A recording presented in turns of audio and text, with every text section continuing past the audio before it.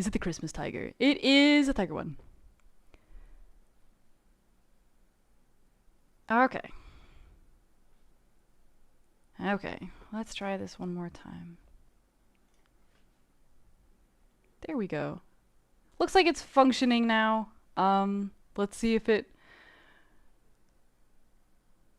this works. Welcome everybody. Everybody on the Twitch side, everything's been functioning normally. I've just been troubleshooting things from the YouTube end. Sorry about that. This should be fine. Okay. And the Discord bot just announced it, so it's working fine. Okay, I see you in the chat. Sorry everyone.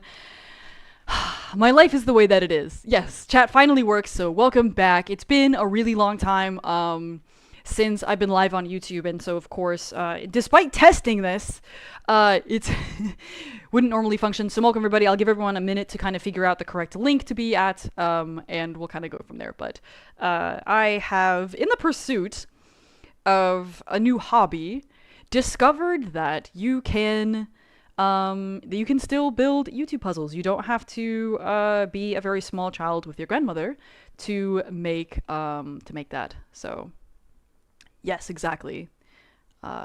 That's cool. So some people watching on Twitch, some people watching on YouTube. Is it just my broadcast is broken? I swear, dude. I swear. I swear to God. I swear to God. It doesn't say that it says my broadcast on my side. I swear. Anyway, well, chat's working. So we have that down at least. Anyways, welcome everyone. I have a puzzle. Let me show you. I did this on Twitch, which is normally where I live stream. Because I've typically played games over there, and that's a great place to stream games. It typically has been. But I kind of found, through looking for some models, if you guys were there on Facebook, you guys remember my announcement that I wanted to get back into scale modeling, and I had an M88A1 scale model given to me by my very good friend Robbie. You know him if you have been keeping up with the Noshorn restoration. And I was like, ooh, I want to do this. And then everybody on Facebook that does scale model is like, Zoe, that one's really hard. And what I do, I know myself very well. And I know that I will bite off more than I can chew and then get disappointed and not do it again. And that's what I did with my very first scale model when I was about 9 years old, assembling it at 14. Oh, goodness, I'm getting rated over on Twitch. Thank you, Yulia. Yulia Slays, thank you. For everybody on YouTube, that is the Twitch side of things. I still have my alerts for the Twitch side of things, and if that's jarring, let me know. But thank you so much, Julia. What were you streaming? I really appreciate it. I just got started on mine, so you're all welcome to hang out here. It does say my broadcast, which is awesome. I love that. I love that. Yeah, so I will try to adjust that going forward. The sub alerts are not working. They were. I don't know why they aren't. I will try to just pay attention. You play some World of Tanks. Nice. I hope you had good games. So I have one here, and I'll show you. This is my, I made this for my other streams. Check this out. Welcome, everyone. So this is going to be our, build stream. You can see the last one that I built. This was all done over on Twitch live, and it was really fun. This unbelievably gorgeous, it was originally a painting. And we can see we have the most beautiful airframe ever built, don't argue with me. And a whole kind of squadron of these, and some ships coming back from the war through the iconic Golden Gate Bridge down in San Francisco. And this is beautiful. And so I wanted to, I got another puzzle at the same time, and I wanted to just kind of chill. And get out of here. Get out of here, Allied Armor. It's not Spitfires. Spitfires are not, although the Spitfires are fantastic. I have a pair of Spitfire socks.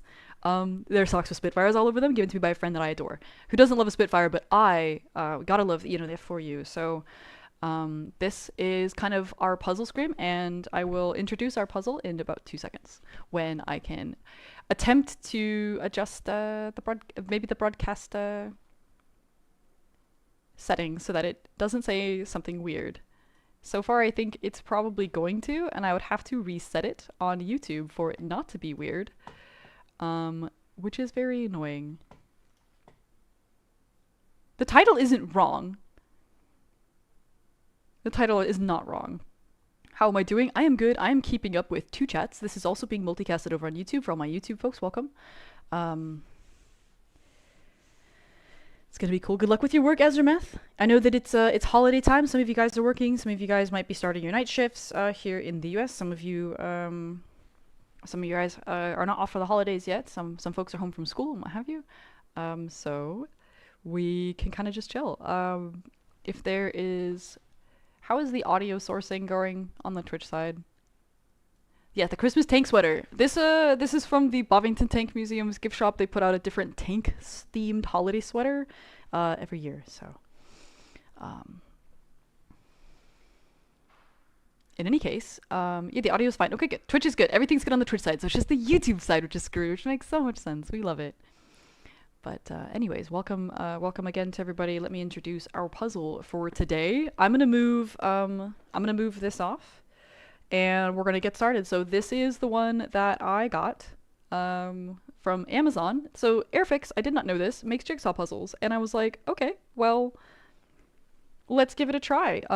I got this right after Thanksgiving, and it actually arrived with the seals broken, and I was like, oh, how interesting. Amazon, you know, sometimes I don't know the seller I got it from exactly, but those actually arrived broken, and I was like, am I about to get a puzzle with missing pieces?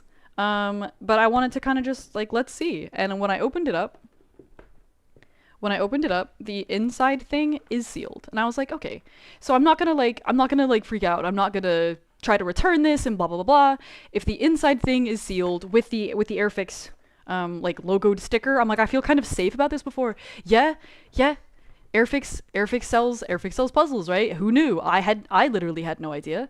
And now I do know. And so this is supposed to be in the description of the video, but if it says my broadcast, I can go ahead and assume that that's broken too, which is super fun. But here is the link. So that's an Amazon affiliate link. I was not paid to do this. This is not a sponsored stream, but I am an Amazon affiliate. So if you use that link, I think transparency is really important in this day and age with influencers and all of this. If you use that, it stays in your browser, and purchases that you make through that support the channel. So I'm not paid by any company to do this. I'm not paid by Airfix to do this, to promote it or do anything. I just like puzzles. So just make sure that you guys are informed. That's all. Not paid, but the link, if you use it for this, if you want to buy this puzzle, feel free. If you don't, if you use the link anyway and you keep it in the browser and you make purchases from it, it supports it. That horn is because people are giving subscriptions to me on Twitch. I actually like disabled this, so I don't understand why it's doing it, which is fun. That's cool. Ah, Infantry Division Museum. That would be cool. The largest gun collection on Earth is quite a claim. How interesting. I think that sounds hilarious, Cyber. I think that you should. The link is right here. Oh, okay. I didn't... Oh, okay. Okay. Oh, that's broken too. I love that. You know, this is super broken. You guys didn't hear the horns on Twitch? What? So it's just me? Cool. Everyone probably just thinks I'm schizophrenic and don't know how to run my channels now, which is exciting. That's fine. Business as usual. Anyways, all right.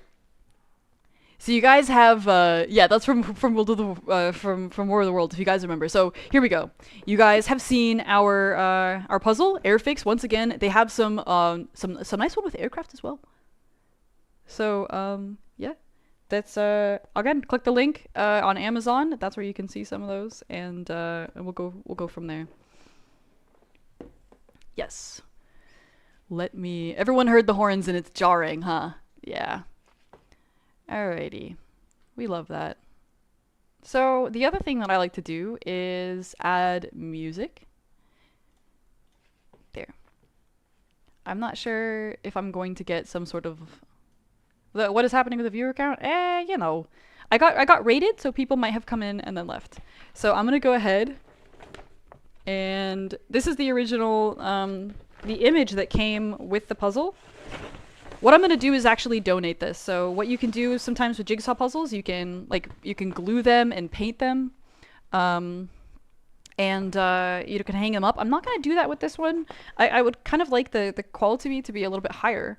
So what I'm going to do is I'm going to donate this. One of my friends had come in and said, well, because I would like to. A lot of times, this is the time of year when I donate the clothing that I get tired of or don't like it anymore. I bought it and didn't quite fit, especially like workwear to women's shelters.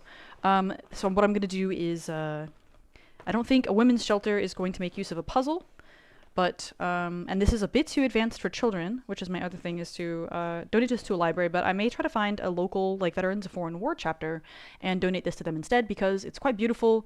1,000 pieces, and this was quite complex with the amount of sky and open, like, water and clouds, that I think this would be better for adults than for children. So I'm gonna see if I can find, like, perhaps a senior living home or a VFW area to donate them for this as well, because I think the people that respect the history would really appreciate this puzzle. So it's beautiful. This is a beautiful puzzle. I got this on Amazon too, and I will set this aside for now and then disassemble it on stream.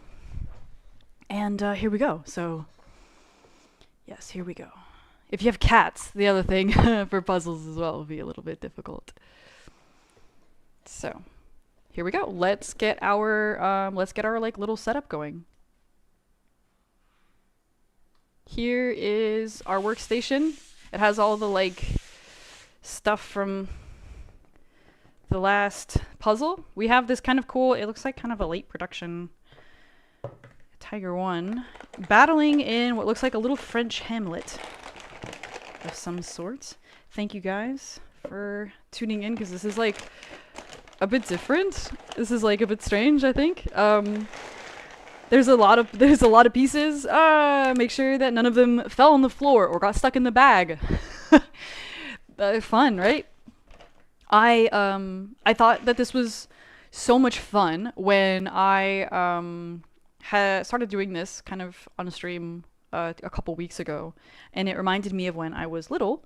And I had done some puzzles with my grandma back then, and then with my mother, and I had not done it since, and I kind of rediscovered kind of how fun it is. So for all my skill modelers in the chat, I'm looking forward to, I'm probably going to start with a beginner style kit from Tamiya, because I really would love to. This is actually also kind of the prototype setup for future skill model streams, because I wanted to have the dual camera view so you can see what I'm working on here, as well as like some sort of reaction or sort of human element to things. So let's see how it works. We have this, it's not a full picture actually. The full picture is on the side of the box, which is exciting because now I'm going to have to, there. This will be my reference image. I'm gonna place it off screen a little bit just to look at. So here we go. Am I actually gonna build it? Yeah. Here are all my pieces. We're just gonna like just vibe. I haven't really, so I have like pretty gnarly back pain, and it's not really fun to try to play PC games anymore. Like, it's hard to learn. I can't sit for too long at one go. So I haven't really been in the mood to try any games. I'm waiting for Steel Aces to come out, because I think that one's going to be quite good. But I'm like kind of in like a weird, like I'm in between stuff. So I think this is an upper corner picture actually. So try to build the frame first, because that's easy. This is quite obviously a computer generated image. The last one was, it used to be a painting. So you can see here, this is a computer generated image, and there's a lot of smooth colors and stuff, so I think the outer edges and like the sky up here is going to be quite challenging. We'll see what happens. This is actually not a K95, this is a Strafe. This is the Strafe Mark 1. I got it a really long time ago. I got it refurbished. This keyboard has been indestructible. I have spilled water on it on accident. I have spilled Coke Zero on it on accident, and it is still great. So these two pieces automatically look like they fit together. This one has no guide images on the back. So that's exciting. This is going to be, this looks like the top edge here. We'll see how long it fits, because this isn't going to be a big puzzle. We're going to see how long it actually does fit over here. But yes, some pieces came together already. That's nice. I may remove this side and put some extra pieces over there, because we're gonna very quickly kind of run out of space. So yeah, let me fix that actually. It is mirrored, isn't it? Let's alter that. And, oops, wrong camera. Don't flip the camera. We're gonna flip the other camera. Let us... There. Ta-da! Now it's correct. So, like I said, this is live. It's a little bit janky. It's titled the wrong thing. For some reason, I'm unable to edit that. Does that fit there? Nope. The last one I have not actually dropped anything yet. Yet? Not yet. Last time I dropped a piece of the frame, and that was very annoying. It looks like the bottom has this sort of piece of mottled wall, and it's out of focus compared to the tank, which just means it's going to be a little bit more challenging. This is probably going to be a bit more of a difficult puzzle than the last one because, like I said, as a sort of computer-generated graphic image, instead of a painting, you have like a very undetailed series of colors and stuff for the background. The tank part, I think, is going to be a lot simpler, and then sort of the debris that's in view will be as well. There is no like guide lettering on the rear of the pieces. I found that really, really helpful with the last puzzle, which was not by Airfix. That was just kind of a random one I found, and ended up being awesome. These kind of look like they fit just by the shape, but they don't. So we're trying to build our frame first. This is an interesting piece, and it kind of looks like this is going to be over here. It looks like the very back part of like the little mud flap behind the tracks. Let's see. Is today Friday? It is, yes. Yes, it is. But yeah, TGIF, exactly. Everybody ending off their weeks. We're heading into the holiday season, and I used to work over a lot of my holidays, and if I wasn't working, then I would come and stream. So this year will probably be a little bit similar. I'm trying to have sort of a low-key Christmas, if I can. Yeah, I have the Zvezda mouse kit as well. It's still in its box. I have a couple kits, and I'm gonna go try to find them. They are packed with my books, and the boxes are so heavy I can't lift them by myself, so I have to see if I can get my man critter to help me go digging for them, because I do have some scale models already, and if I could maybe... I have like the chibi style ones in like kind of the cartoony scale from Amazon. I know a few of you guys might be familiar with that as well, and I was like, take another look at them and see. You'd have to ask the cat. Yeah, I'm excited to not have a cat today because they do love jigsaw puzzle pieces. Of course. I'm trying to keep up with both chats, and I'm gonna do... I don't know if it's better to repeat the question aloud for both people or just to answer it. This is gonna be really challenging. I don't know if you can see from the camera. The camera for the puzzle part, it's really high up. It's hard to see that because my light source is right there, but these are really like low resolution, like out of focus, blurry. And this is gonna be an interesting challenge. A new sweater. I actually got this last year. I wore it to the December open house at the Armor and Cavalry collection. But I don't really like wearing holiday sweaters outside of the holiday, which sucks because I have like a lot of really cool holiday sweaters.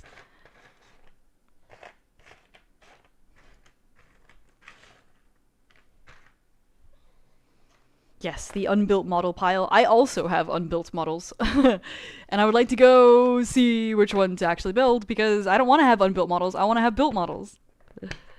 That kind of looks like it fits. Where does that go? I think I would like to say that's the debris pile, but I bet you it's over there. We'll see what happens.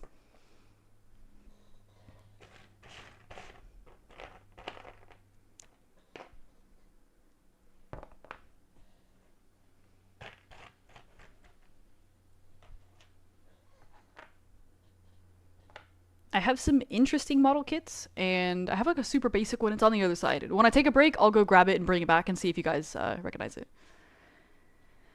What do I do with the completed puzzles? I'm going to donate them. I would like to... Man, I thought that corner belonged up there, but I think it's this one. This one is probably down here. I'm going to see if I can donate these to any interested VFW sort of clubs here, or like senior homes. They're a little bit complex for like children, so I think my idea was to donate to like a library or something like that, but I think it's gonna work better the other way. I don't think like it's a cool image, right? But I don't really want to hang it. Well, welcome back. Welcome back, Bilzor. I am trying to keep up with. I have 2 streams going. It's actually also on YouTube, and so I'm going to try to keep up with everybody really well. But I am watching 2 chats at once, which is fun. The number of thumbs up, yeah, YouTube can be a little bit funny with that sometimes if the view count doesn't look accurate or the thumbs up aren't accurate. It's not too big of a deal. The main problems that I want to look at is like if the audio and the video are delayed, or if you're not seeing your chat messages or something like that. If the amount of likes don't go up or down, that's kind of not too big of a deal. There's a lot of delay for that for when you upload normal videos on YouTube, to be honest. It's not really the biggest deal.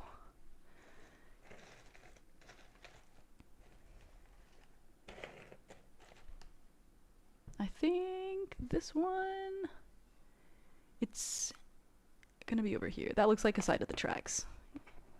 I think these actually go together. Yep. This little edge of the tiger butt right here. Nah.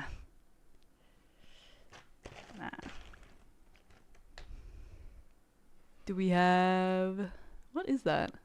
This is actually part of the muzzle flash over here.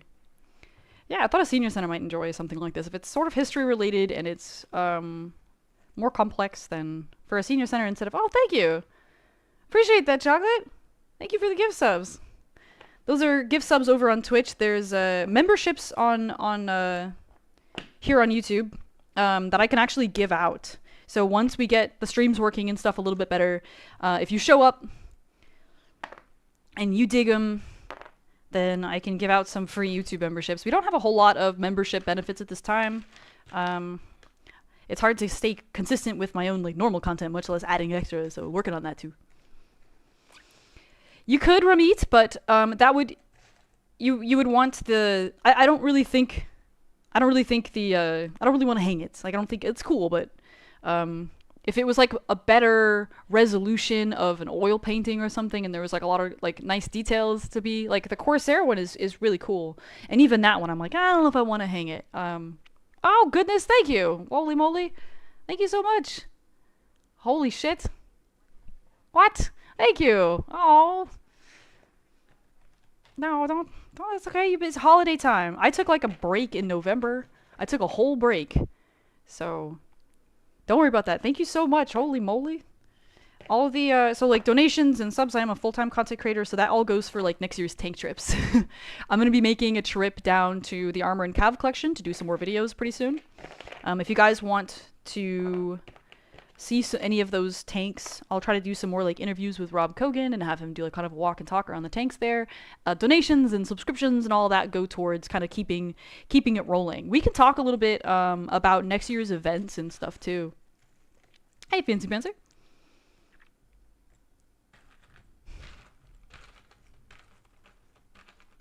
Ah! Thank you, Spider. Thank you. I want to see if I can find all the corner pieces. I have the top left, I think I have the top right, and I have the bottom right. We're looking for one more corner piece to continue constructing our frame. Thank you, Rainershine. Yeah, I do stream on Twitch. That's mostly where I keep like video game content. But I figured like I wanted to start streaming us building scale models, and I think that would be really fun for a YouTube audience as well. What was my grandfather like? My mother, grandmother. So obviously I met my maternal grandmother at the time. She lived through the Great Depression, and she died when I was very young. So I don't remember too much of her, but she really liked, my parents moved away from kind of like where she lived and where other parts of our extended family were, and so I saw her a couple of times again when I was younger, but My grandfather passed away when I was really little, and I remember very little of him. He was in the Navy, and he served during World War II. And my other grandfather was in the Army, and he served in World War II as well. So I have a very military family, although I myself did not choose to serve. Thank you, Spider. I appreciate the Prime sub. Small Bunny, thank you! Well, that's super kind of you. Oh, I appreciate that. 20 quid. 20 squids. The Sheridan. Yes. Absolutely. Yes, it is a fun time, Chocolate. Absolutely it is. The next open house, they've announced the next open house, and that is going to be in April. Later April. Are you going to go, Chocolate? I have been wanting to do Sheridan content. I did an interview up at Ontario Regiment Museum with a guy that had trained on them, and I was like, man, I think the Sheridan is fascinating, and I've met a few people that trained and kind of served on it, but I haven't done any Sheridan focused content on my own channel. Speed, thank you. Thank you so much. Ah, oh, there's so much support. Thank you. Am I gonna have any video of the new German American tank, the Wet? No, I'm sorry. Also, it'd be like that. Twitch ads are not that fun. Do you guys see ads on YouTube during the stream? Let me know. Oh, Richard, thank you. No, don't. It's not really busy. Like if you see me at an event and I'm talking to folks, it's probably like folks just like yourself who know me from YouTube and wanted to come say hello. Like, please interrupt me next time you see me at an event. That's like half the point. I've gone to a lot of these a lot of these events before. I've seen a lot of the vehicles before, you know. A lot of those places are really like they're very welcoming and they're familiar with me, and I've seen some of that. So a lot of the reasons why I go to live events are to meet with my community. So please interrupt me. If I'm actively filming, maybe wait until I'm not recording. But like, no, I go to meet people. So come say hi. But I appreciate that. Yes. Is that going to be your first time meeting a bulldog?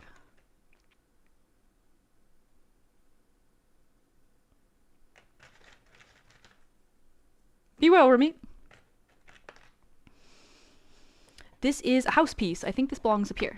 Nice. I went, not while it was up, but I went to Checkpoint Charlie when I was about 15.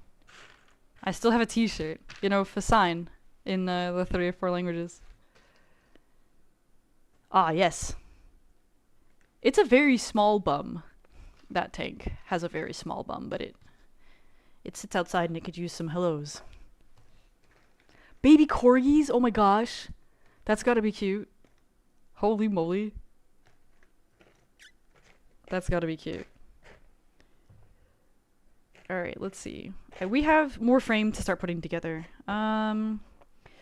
So this puzzle doesn't have any guide on the back of the pieces, but it does have some like really distinct edges and things like that I think will have to be a big cue instead of the other guide. Like some of these are really kind of wild and jagged looking, so that's going to be a little bit easier.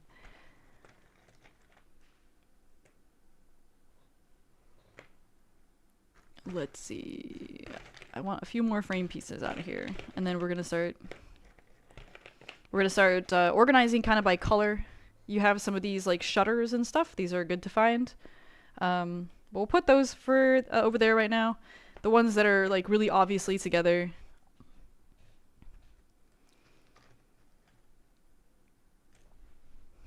Ah.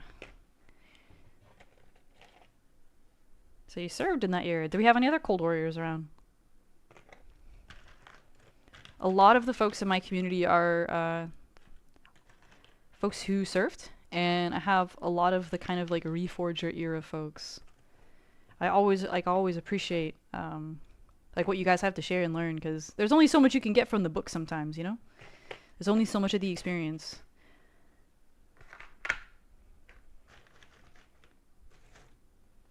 Were you a tanker at all as well, Mr. Buckley?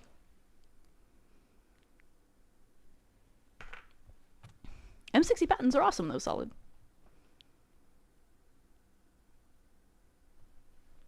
I'm gonna take all these window pieces and kind of start setting them aside. I like to arrange by color if I can, if I have the space, and I do. I have plenty of workspace, so I think this is gonna be good. When the frame and stuff starts coming together, it will limit a little bit of the working space, but of course the frame has to come together first because I think that's gonna be the easiest way to go about it. This is so hard to see though. Like from the reference image, I don't know if you can tell, like this, like that's a really kind of fuzzy looking. The tank is in a sharp focus, but everything around the edges is super fuzzy and really hard to tell. Yeah, you know, I actually, I considered not streaming on Twitch as well because of that change. I wasn't sure what it would bring, sort of to the channel, but hey, let's see how it goes. What is that? It looks like a piece of house. Oh, it's actually behind the tracks. But not... Okay, okay. Aw. Were you guys sort of not allowed to interact with townspeople? This fire is a piece of the tank. We'll put the fire together, I think, separately as well.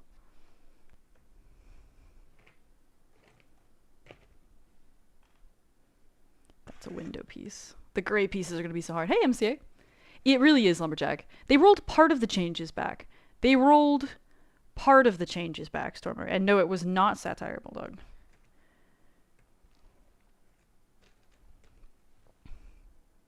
Alright, have a safe work day, Tates. What is this? This looks like... Yes, this is the slat for part of the house up here. We're gonna put that there.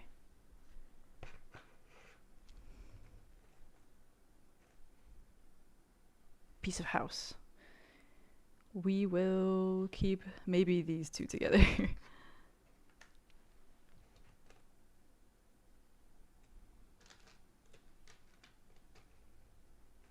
Ah, well, I quit World of Tanks in July, Spider, so I'm not gonna cover that now. Is it any good?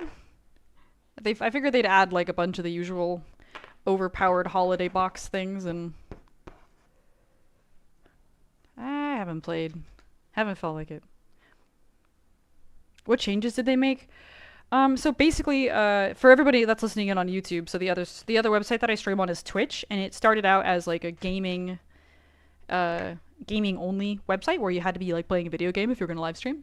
And they added in some IRL stuff a few years ago, and I've done some like I did one at like a shooting range. I've done some of the videos that you see on my channel are like live broadcasts that were turned into recordings. The ones with Rob Kogan, some of those were done live, for example. So those were done on Twitch.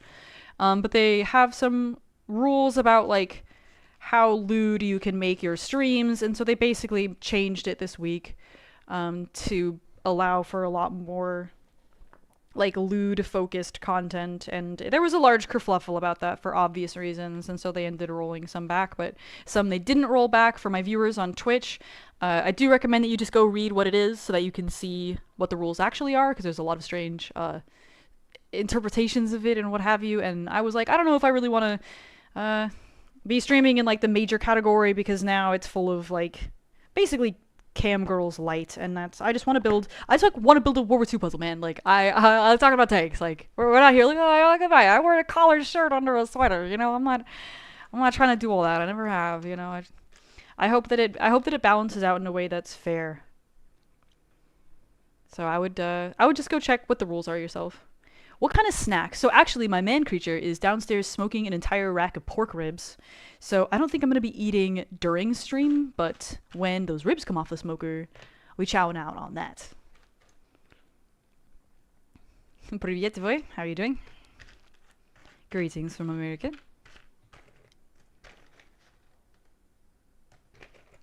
Ah, Canadian viewers too. Cool, cool, cool.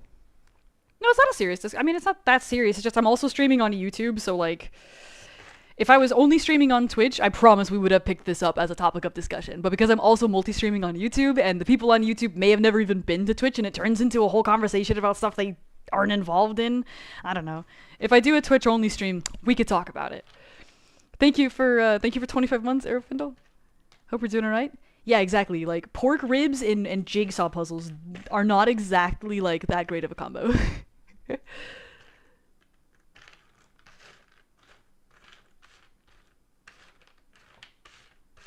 Alright, here's one more. And then we're gonna get down to business and try to figure out some of these. Does that work? I think it does. It's kind of hard to see. There's a little bit of a glare. That does not fit. It's hard to see. Thank you, Weejix. I appreciate that. Thank you, thank you.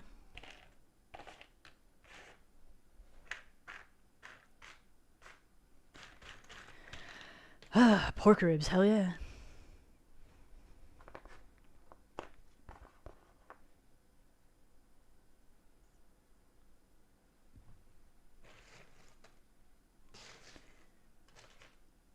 Everybody ending their week.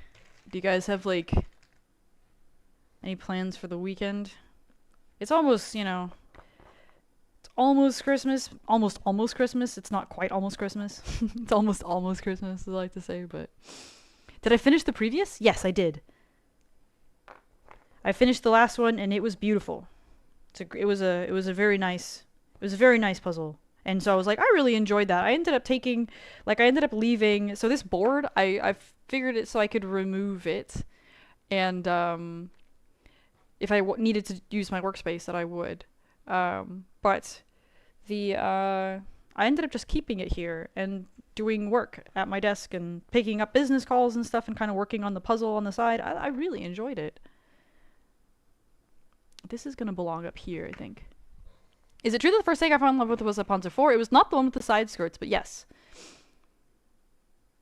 Oh, that's cool, right? Love that. I know, the YouTube is kind of... The viewer experience for live streams on YouTube is a bit of a bummer. Comparatively.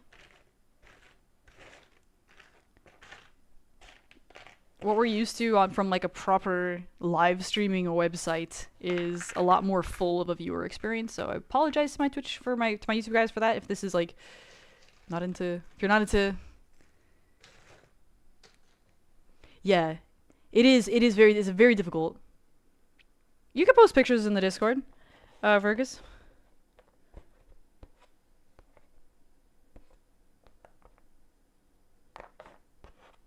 I'm sure everyone would like to see that, actually. I'm not following it super closely. I saw that there was like some sort of update in my sort of business email today, but I hadn't taken a look. I know that what is it, Mr. Hughes from England is picking it up, which I thought was interesting, that they're outsourcing the restoration instead of doing it in their. They have like this fancy workshop that they were talking about.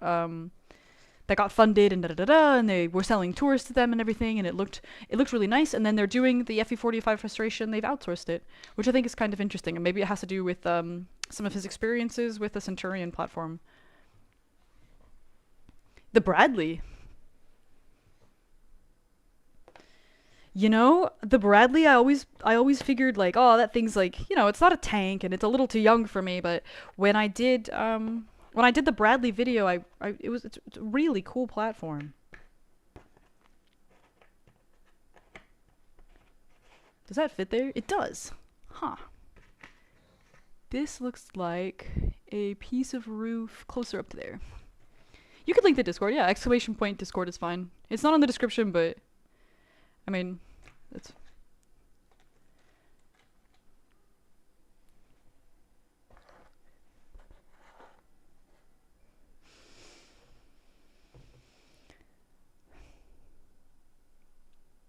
Trying to keep up with everything. Ah! This looks like something I'm gonna need on that side. Is it that one? Yeah, the Brad is cool. I think it's like because of Pentagon Wars being its main representation in media, I think it gets a bit of a bad rep. It's obviously, like, for what it is, very survivable, but very effective. This belongs here, and I think that goes there.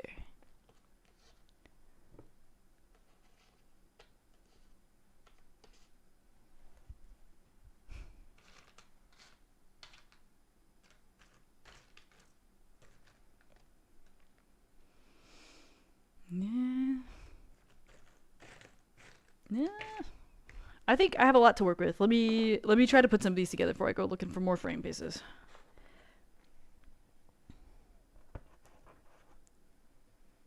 I found that it was super fun actually, and kind of nice to just like work on this, during calls or kind of like mid other games and what have you. How did I get interested in armored vehicles? I mean, I don't really remember. I was always interested in military history. I mean, every kid is, right? Like every kid wants to be a soldier. I was no exception. When I was about 8, I took a field trip with my school to sort of this history park reenactment event thing, and they had some die cast. I don't recall a tank being at the event itself, but they had some die cast tanks for sale, and I saw a Panzer IV, and like I had to have it. I spent my lunch money for the week, and I still have it somewhere in my boxes of items that I had from when I was little. And that was kind of the first time the tank bug bit me, was when I was really small. But I was super into aircraft. I was super into like battleships and stuff kind of before then. But the tank bug bit me really hard when I was about 8. Yeah, exactly. Just kit bash of jigsaw puzzle. Why not? Exactly, Arcolite. The KV2 model. Listen, I was hoping nobody would bring that up. No, I think it's somewhere in my packed books box. I bet you it still exists. I just have to find it. And I still have the Tiger 2 I bought around at that time as well. Alright, take care, Solid. I hope you have a better weekend. That is a piece of the French cafe sign in the middle of the picture. They have this sort of like French building in the back. Take some of these sort of distinct but not close enough to what we're building pieces. So here we have the... I can't deal with that. The crumpling paper sound just ruined my life. Okay, I have to figure this out though. Ooh, it's like nails on a chalkboard. You can see, actually the paper part is not fully cut. Gonna have to deal with this. Oh, it's a sensory issue. Oh lord, okay, let's see. Just have to sack up and do it. Ugh. Ugh. Oh my god. There we go. All fixed. Nice and clean. Okay, perfect. Ugh. Any word on the launch of Steel Aces? No. I know that I think the next thing that Steel Aces has planned, for everybody who hasn't heard of it, I have a video of it on my channel and I have another one on the way. But Steel Aces is, I think it's going to be like the next great tank game. Like, it's really, really interesting and a lot more accurate to the history, a lot more accurate to the physics of what real tanks really do than, say, like World of Tanks. I think it's going to be really, really popular and really fulfilling for folks who tried to play something like World of Tanks and it kind of didn't hit what they were looking for. But their next step is they have like a sort of invite beta planned. I don't know when the dates for that are going to be. They do have a Discord. I think I linked to that in that video if you want to follow them directly. But as of like, because I check in and stuff and I check in the discussions and I like to see what the devs have to say about it. I would follow the Discord, and I haven't seen any dates for anything published yet. Oh, these actually go together.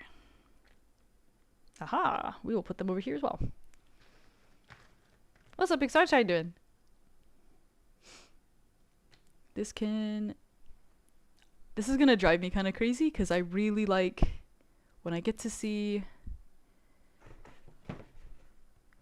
pieces, but actually what I thought was one small area is going to be a lot. This is roof piece, and I think the roof pieces belong in their own pile. I'm gonna put this box up over here.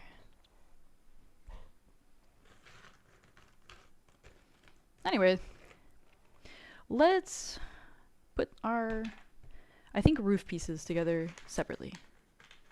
Yeah, I can't wait for the beta. I can't wait. I think that game is going to be just great.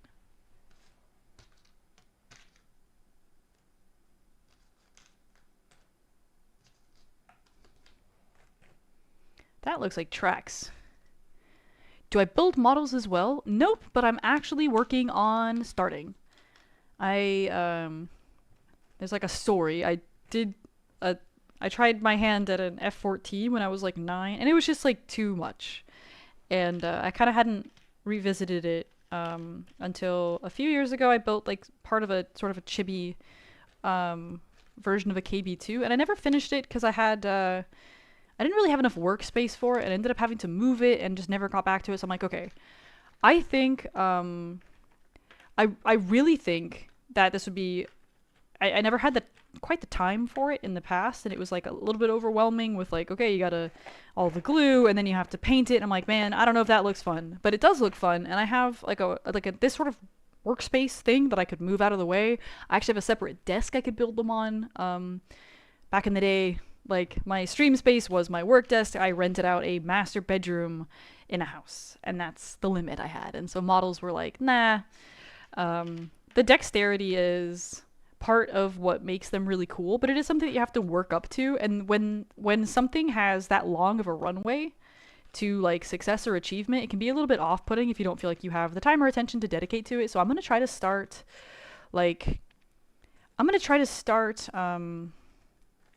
like on a gradient for myself, so I don't burn myself out with like, you know, because I know what I'm like. I'm gonna bite off more than I could chew, and I don't want to do that. I think building models is like an awesome hobby. I think it's gonna help connect me with some of the stuff that like unit level stuff, unit insignias or kitting out tanks. Like get to kind of learn how it was at a closer level than I've typically looked at. I think you can connect with the history in a different way through model building, and I think that's super cool. Arkyle, I thought about that the other day. Because I think like the video games helped an entire generation connect in a way that, like, for example, scale models or movies like Kelly's Heroes had enabled that spark of interest in kind of the generations that came before. And I think like on one hand, the audience that can come from like especially online MMOs can be deeply unserious and sometimes disrespectful. And of course, like when you bring in kind of the general public, you also bring in kind of like, casuals and sort of a dilettantism. Hold on one second. I don't like to cough directly into my microphone. But you do have a lot more money and a lot more renewed interest and stuff from people who might not have gotten involved previously. And for the most part, I think overall it is a good thing. But at the same time, you do have to be like kind of good stewards of the hobby and make sure that the people that are interested and stuff like that can, pay the correct respects, and then make sure, like, how do you make sure that with all that renewed interest, the information that is shared is accurate, right? And I think that sort of that can get a little bit muddied up as well. So for myself, like, I'm not a historian and I haven't served. One of the reasons why my channel kind of is the way that it is because I think it's really good to give sort of the subject matter experts the chance to speak. They don't have the time to put together a YouTube channel. I did.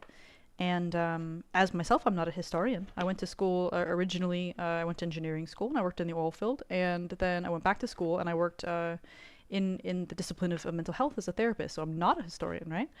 I don't plan to publish a book or anything. You can learn quite a lot self-taught, and that's awesome. But at the same time, like, some folks with YouTube channels sometimes can get the information wrong, right? I mean, historians get the information wrong too, sometimes too. But when you start making content as a museum, if you start to do things for a more general audience, they're not necessarily going to connect with the level of detail that the diehards do. And so you have to be able to kind of, how in staying accurate and staying respectful, can you continue to expand an audience and kind of grow views and stuff like that. There's a lot of conversations and stuff from it.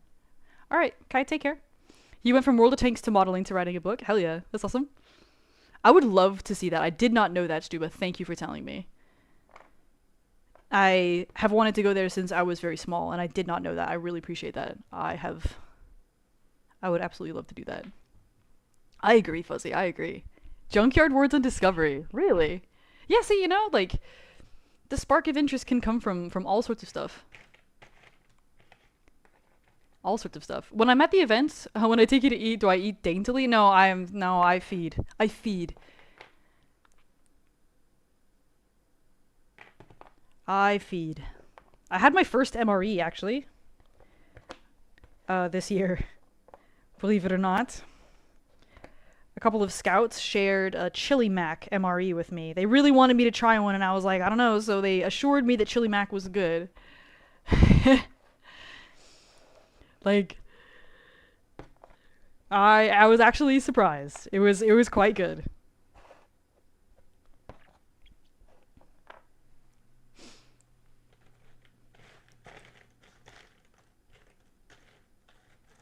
I think it's awesome. I think, like I said, with the video games renewing the interest, and you have like these awesome public events with tanks rolling around, and you have reenactments and things like that. I don't know. How do you like? You gotta spark that interest in the next generation. That's gonna be your next generation of historians, your Dawsons, your tankers, next generation of tankers as well. Just how do you best connect people? And it's been really fun. I've ended up working with museums and like teaching them how to start their own YouTube channels or teaching them how to do social media. That's been really fun. To Jace, who is Jace? Chili Mac is the best. A lot of people were saying that. That's wild, Lawrence.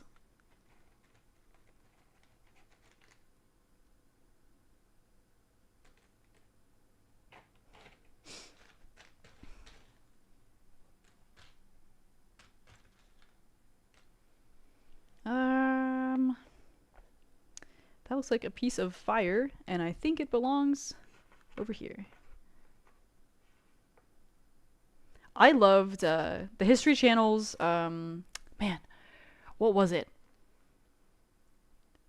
It was like How It's Made. Do you know what I mean? What was the name of that?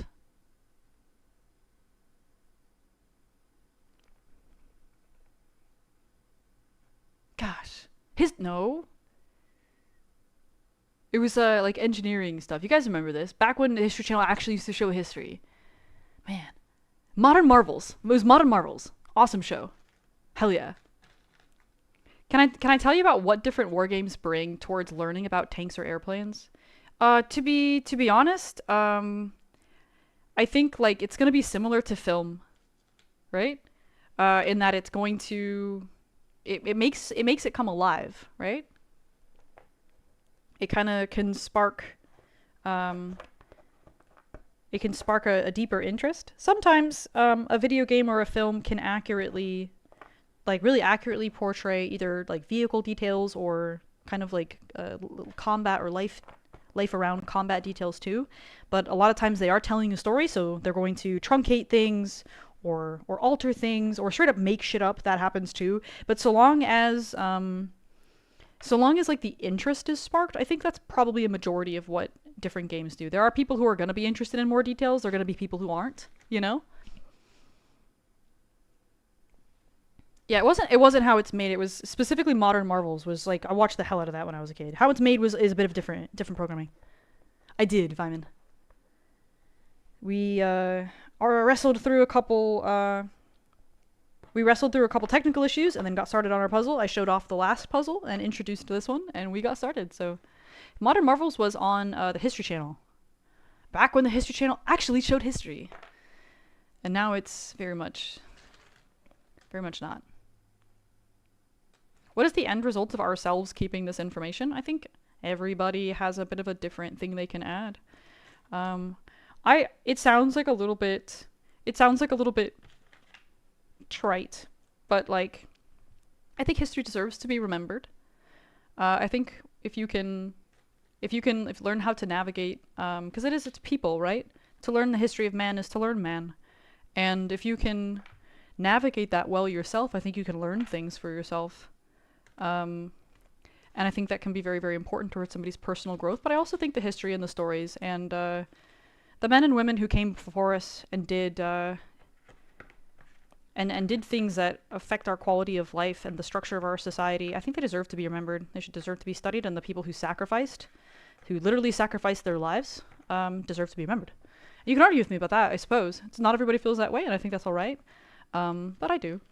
One of the things that I've really enjoyed through my YouTube channel is visiting Canada.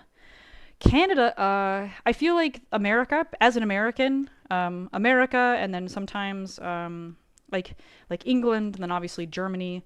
The history of these countries and their combatants sort of dominate the messaging, you know. Um, and I feel like Canada's efforts in World War II especially are I'm not going to use the word forgotten. I'm not going to say it that strongly, but I feel like it's not shared as much. That sacrifice and those efforts and that loss are not remembered in the same way. America obviously has Hollywood, and therefore our stories are going to dominate the conversation. And when I go to Canada, I find that the way that the Canadians do remembrance and the stories that they keep, I find it's beautiful, and I really enjoy sharing Canadian history on my channel. I think it's really important, you know. I wouldn't say ignored either. It's just, I guess it's just different. Um, but I think I really like that I get to share some Canadian history, or also get to say, hey, go to this event and check it out for yourselves, you know?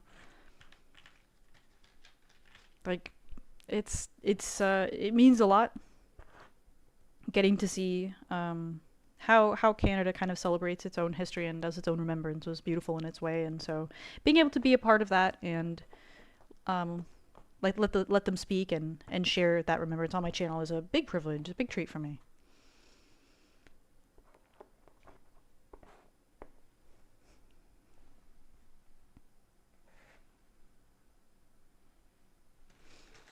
Yeah, like I said, it's just not as present in the storytelling. So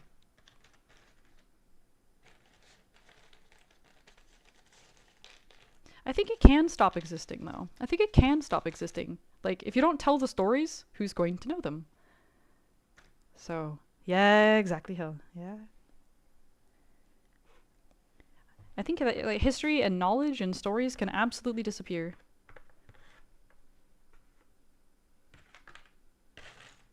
And it kind of just becomes like, how do we sort of the as hobbyists or enthusiasts, or some of you guys are like, I know I have a viewer with Allied Armor who's writing his book. He's a historian in his own right.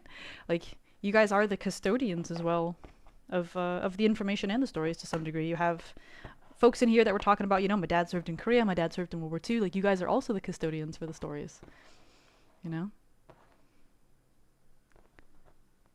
Where does this foliage show up? This looks like foliage. Let me see.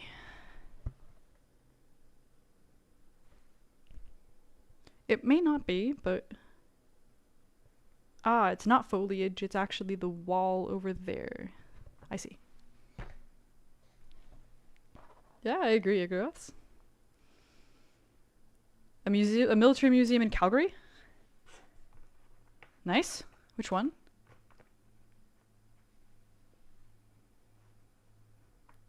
Really, Ray? That's cool. That's a cool machine. Being able to record with Hilary Doyle was such a treat. That was such a privilege. I really enjoyed that. There are, I want to say 2 more videos from that. One is actually about half tracks specifically, and the other is about the Panzer II. And I'm in the process of making a like voiceover type of alter to it, because the audio, as you guys know if you guys watch them, the audio is like super screwed up. So have I been to the Patton Museum near Fort Knox? I have not. A lot of the vehicles that are actually from that collection got moved down to Fort Benning. It's now Fort Moore, of course. And I've been there many times, but I never actually did get to see the Patton Museum. This looks like part of the muzzle blast, but I'm going to leave it over there. I've not been there yet either. Hell. There's so many museums I gotta... My list, like, I swear every time I open my messages on any of my social media, my like list of museums grows a little bit more.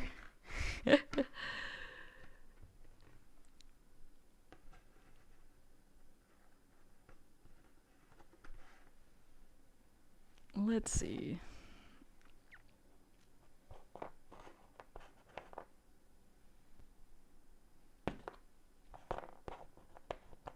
It's coming along. It's coming along. If nothing else, it's coming along. I may take a short break in a second. I have to I deal with chronic back pain, if you guys didn't know. And so I'm gonna have to go take a little break and sort of stretch and stuff so that I can stream for a little bit longer. If I ignore it and I sit for too long, it like screws up my back and then I can't stream tomorrow. And I would love to stream tomorrow, so. In Calgary? Hell yeah. Okay.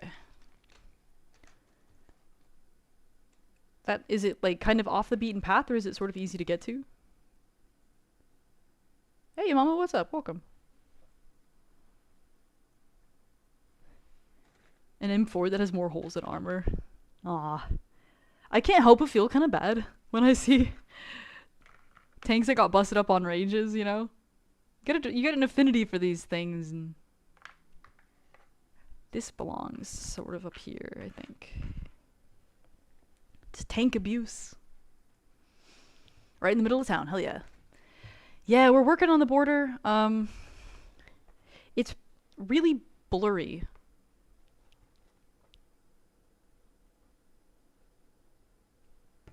It's really kind of like... I'm honestly making more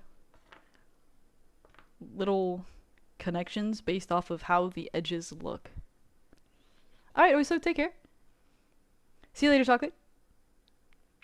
Yeah, Lawrence, it was kind of like... it's kind of challenging. Kind of random. But... I don't know, I really, if my YouTube channel, guys, like, unless you're on if you've ever visited my Twitch, you probably have no idea that I go live, but I've actually started as a live streamer. And I really like discourse. I'm a people person, alright? Listen, I'm a tank dork, but I am a people person.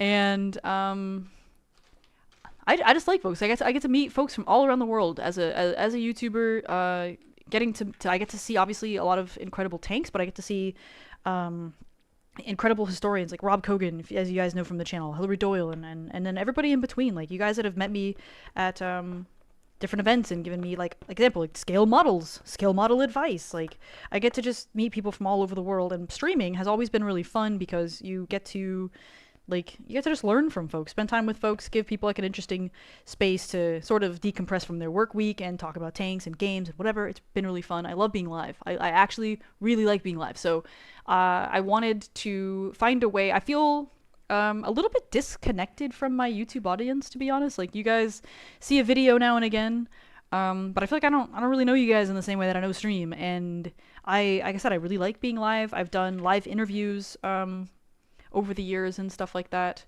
and then I've done recorded interviews, and I really like that. And I was like, man, I kind of want to, like, how can I bring this together? How can I like, and if you guys don't see, like, Twitch is like its own website with its own kind of culture. You know, if you don't really play video games, a lot of my my YouTube folks aren't really into gaming. Like, you guys came here because you like tanks, you know what I mean? So, like, all right, well, what can I do that isn't like video games that I could do? And scale modeling is going to be... This is all... The puzzle stuff is really fun because it's quite simple compared to starting up a scale model. But I wanted to like do sort of some test streams that were chill with this camera setup and all of this. So this is sort of eventually going to be a scale model stream. Here you can see... Let's see, this camera works better for it, actually. So this is going to be the finished picture. If you guys are just kind of walking back into this, you can kind of see this is what we're building. We're going to build this sort of... There, that looks better. We have this sort of like kind of late production Tiger 1, doing Tiger 1 things in a French town. Which one has more viewers? Let me see. I think Twitch probably. Yeah. Compared to like what my YouTube feed is telling me, which I think is pretty accurate.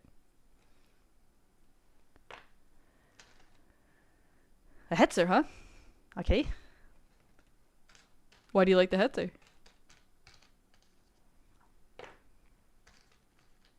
Yeah, the camera view is... I have a camera like hanging over my desk, and I had to sort of switch it around a little bit.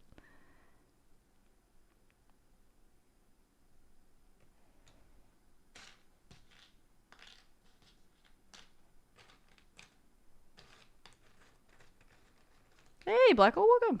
Yes, my stream schedule is a bit strange, slash non-structured, slash non-existent. So, hey, okay. What's up, Ebony?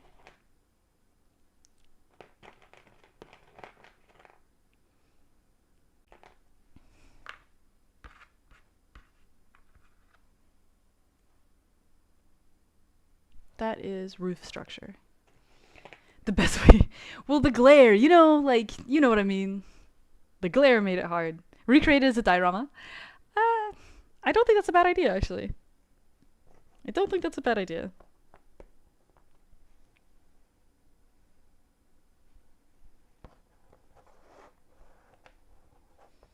I would love to be able to make dioramas some days. Like, that's what I want to work up into.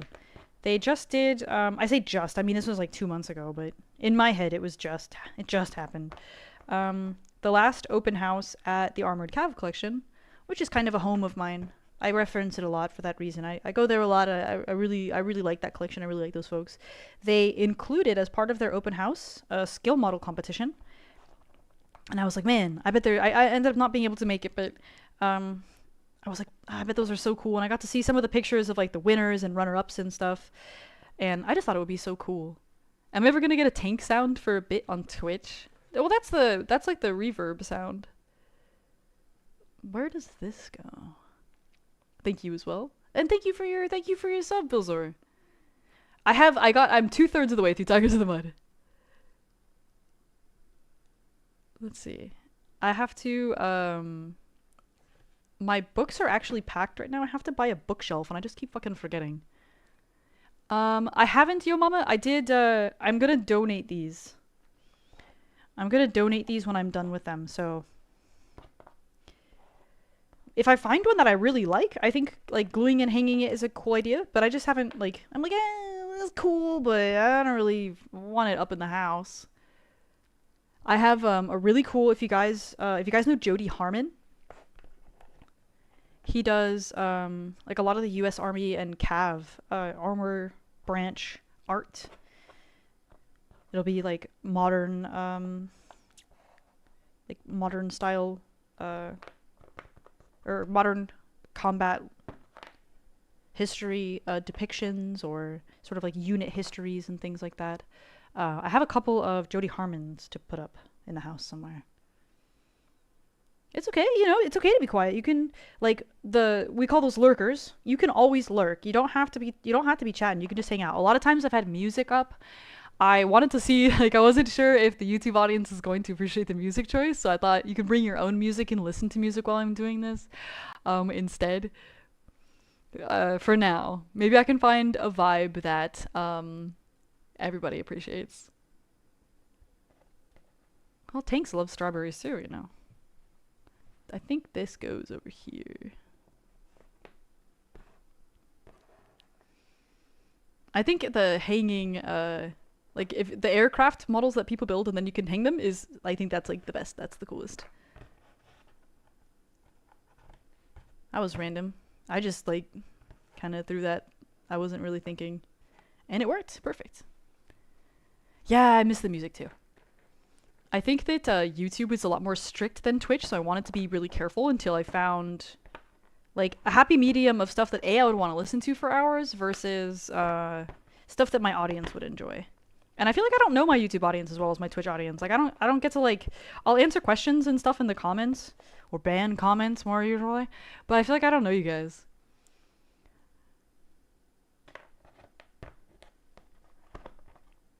So here we are. We have a discourse. I don't know if I can play the lo-fi music though. Like I have to be able to play it without getting copyright struck by the channel itself or by YouTube. YouTube is a lot more fussy about that. So if it works better to bring your own, it's gonna work better to bring your own, and I'll leave it at that. And then these actually work from Bluetooth, so I can actually listen to music while that you guys can't hear, which is kind of fun. War Thunder Ground Battles does not count as music, but I can understand that it would be. I think the like artillery in the background ASMR channels, that's kind of funny.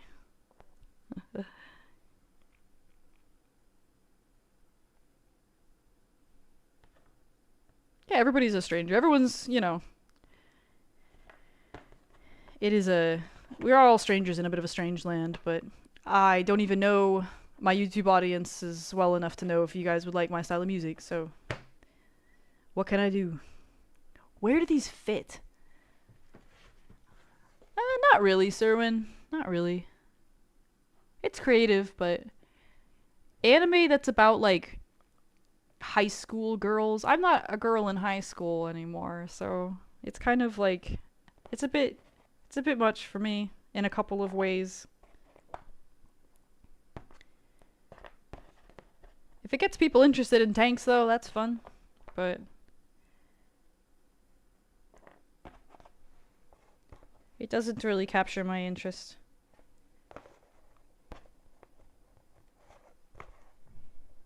Okay, these don't fit either. What about here? No, there's a pattern here at the end I'm gonna have to pay attention to.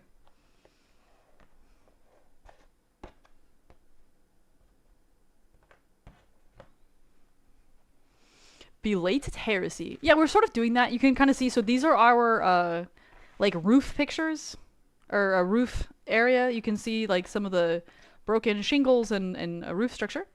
And so over here we also have, there's the tank pieces with, I can see the numbers and a bit of the camouflage, and also like some of the fire. So it's actually right off screen that I have a couple piles that are color based going. It's kind of hard to see.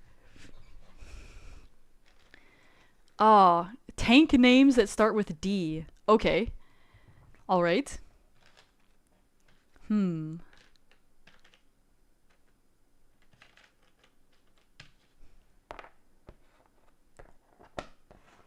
Diplomatic incident and damage control. I like that. Okay.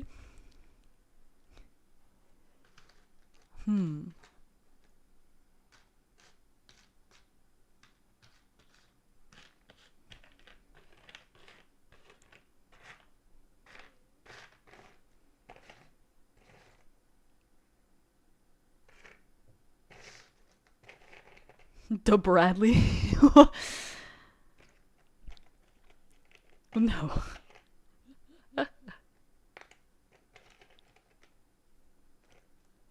This looks like more cafe pieces. That's shingle. We're gonna move that over there. I think we have some more frame pieces to find as well. The drift wagon.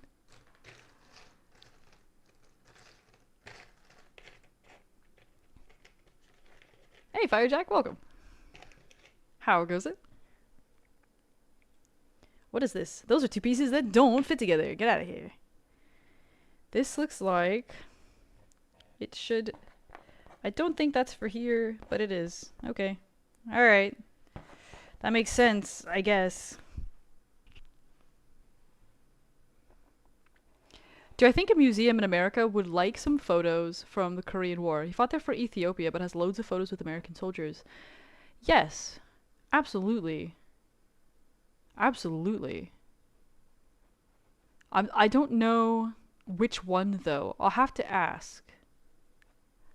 I'll have to ask around and see which museum could best use that, because I think that'd be very interesting. Daddy's belt is already used, though. You gotta be... yeah, you gotta be creative.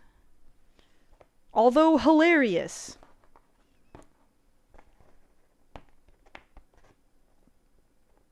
Be original.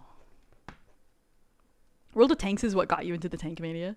Yeah, I think like part of the things that World of Tanks has to offer, unfortunately, like you kind of have to leave the World of Tanks sphere and find somebody like the Chieftain, right? Or find Rob Kogan or somebody talking with like correct information, because World of Tanks very quickly starts making up its own lore. But one of the cool things about that game is that it does include a lot of real prototypes, and you're not going to find those in a lot of books because, you know, they were never either produced or they never they never saw any kind of combat, so it's kind of hard to... That's, like, pretty niche. And I think one of the things that World of Tanks did was at least, like, they brought these prototypes to life, I think. Sparked a lot... Like, look at the FE4005. Nobody cared about that thing. Nobody cared about that thing forever. It has been sitting outside, falling to pieces, rusting, as a gate guard at Buffington. But you know, everybody knows it as the shit barn. Like, people love that thing. These vehicles that were very forgotten, like by history, but also like kind of just left alone at museums and or scrapped or whatever. Like, they have no significant value. Although they do have value, and I'll talk about that in a second. I think that, like, because these vehicles now have a lot of fans because of the way that the video games like World of Tanks or like War Thunder in some of those cases brought them to life. I think that that helps people connect with the history. It also helps them preserve them because now they have a lot of fans. They can get restored or they won't get scrapped, stuff like that. I think that that's pretty cool. Yeah, it's good to be back, Satori. It's good to be back. Yeah, like, I mean, video games bringing just blueprints and stuff alive as well. That's cool. But like, I think there's real value in, you know, the Tootle, as you guys know from War Thunder, or the Doom Turtle from World of Tanks, the T95.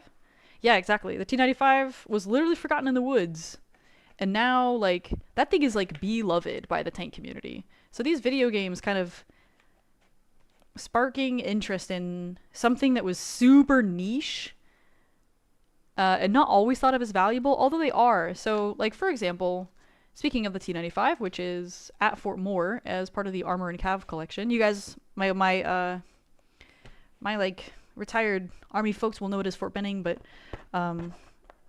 that tank is preserved there, and there's a lot of sort of Cold War era prototypes that are preserved there, but just because they didn't, you know, it's very valuable. So like the future Abrams programs and stuff like that, they'll make trips back there, and the archives are also preserved there, and you can study what might not have worked but was tried. For example, autoloaders. If you guys know the T69 from World of Tanks, it's real. The T54E1 still exists as well. And while at the time they were sort of found unsuitable for whatever the Army was looking for, the fact that they've been preserved also means that they can sort of be remembered and studied, because what if something that they feature, it works better now than it did back in the day. It has a place. We don't have to reinvent the wheel.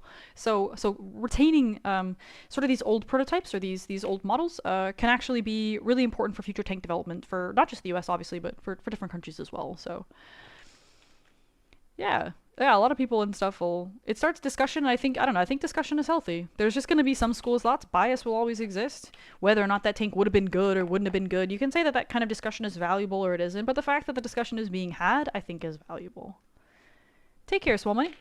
Check back in with me about those pictures. I definitely think, I think those should have a home. Yeah, exactly, Hell, exactly. Competitive puzzling, that would be pretty fun. I don't know if I'm ever going to be that hardcore, but I will say that sounds awesome. This kind of looks like it should fit there. I think it does.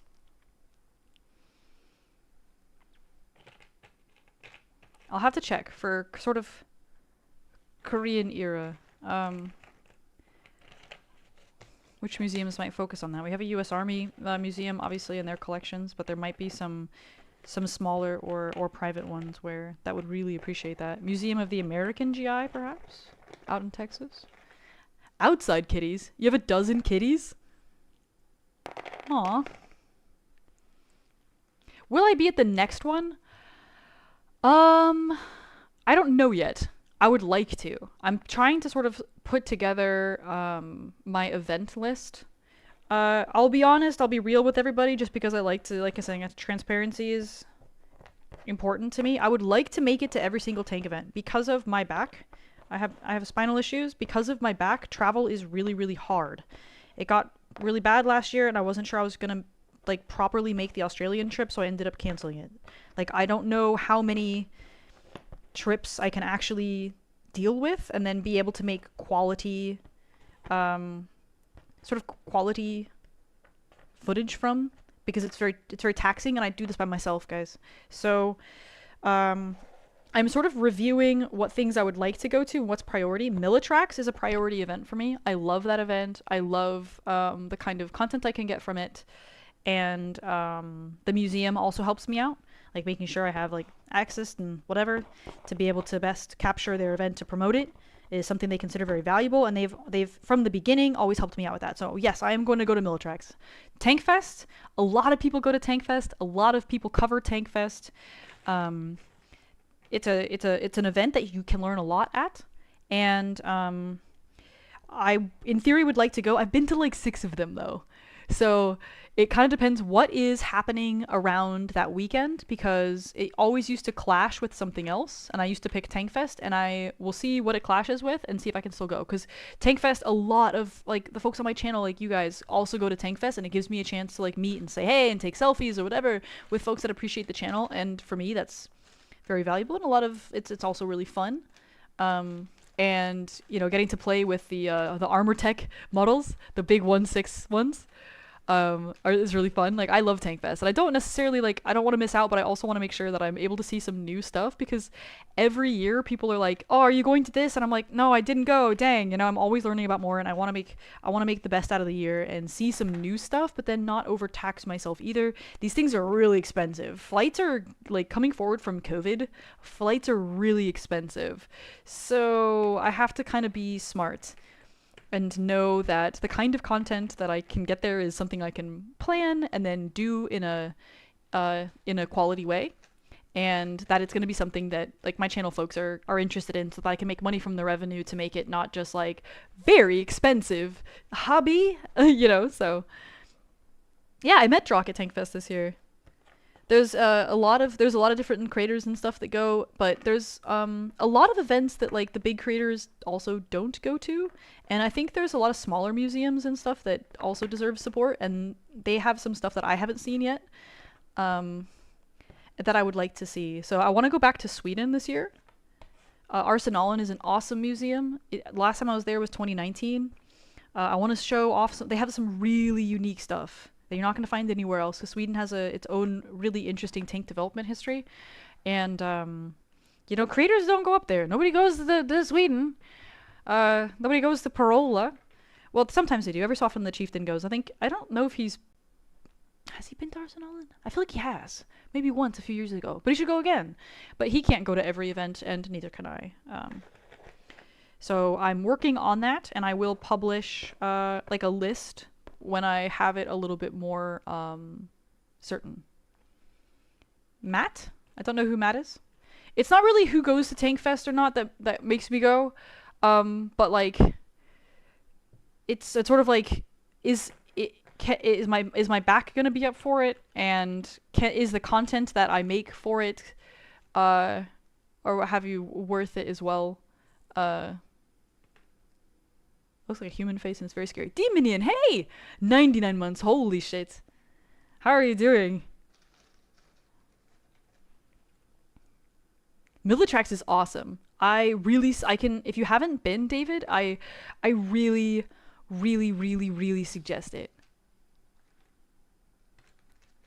There is sometimes a day where it rains really hard, hell, but you have to admit it's really nice weather around that time of year. I can only recommend it, especially if you like German vehicles. I would hesitate to say there's a better event than Militrex. Hey Drusilla, what's up?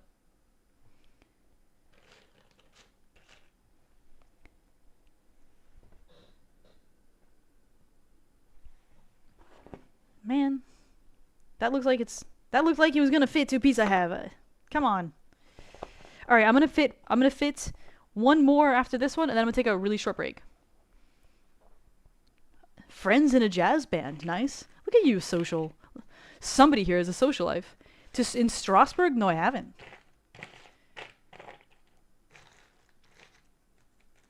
Tank Fest is cool. A lot of people cover Tank Fest, like I said. I got a little bit of cool footage last year, so it took me like 2 days to get there. My flight, we had to do like, not an emergency landing, but like one of our generators was out, so it wasn't going to make the transatlantic flight. We had to land. And then like, it took me 2 days to get to Tank Fest. I was there for like 3 hours on Saturday and then Sunday, and it was horrible. Very stressful. My baggage also got lost for a little while. That was the way that it was. And I have like a small amount of footage from there, but like I said, I never necessarily want to miss Tank Fest, but we're going to have to see how it fits in the content plan for this year. I kind of, I've never been to Tiger Day. I kind of thought about maybe doing one of those. How many pieces? This is a 1,000 piece puzzle.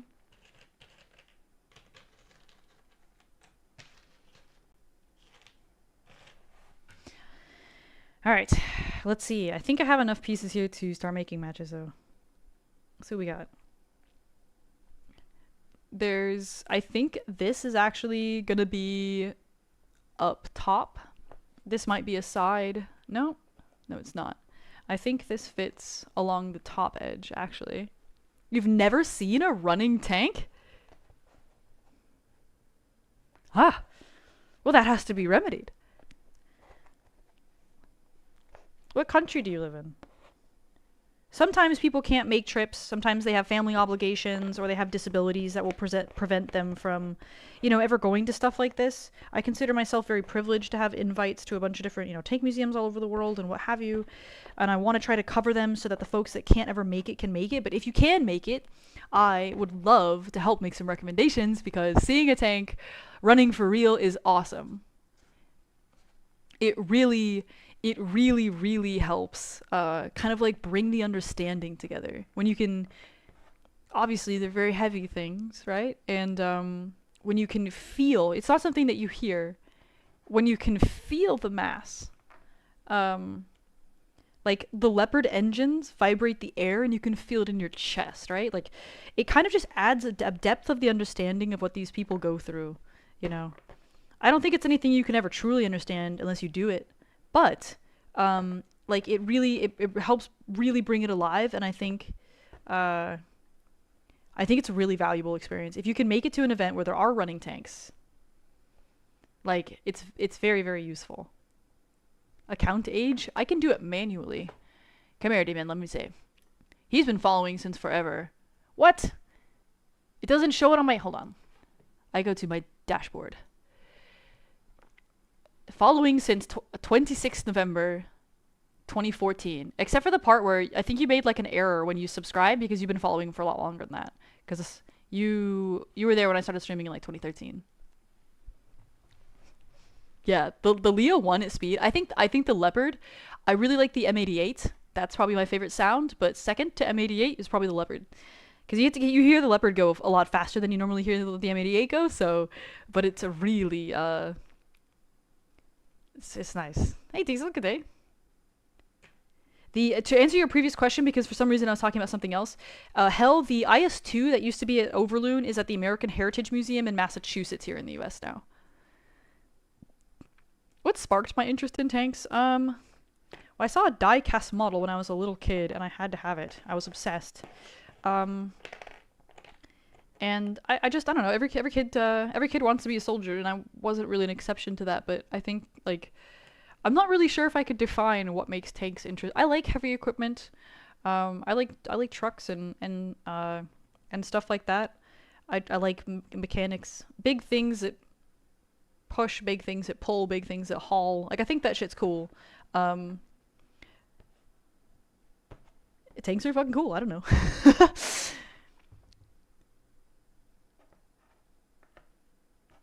I've always liked the historical ones, but I get a chance to cover something modern now and again. It's a real treat.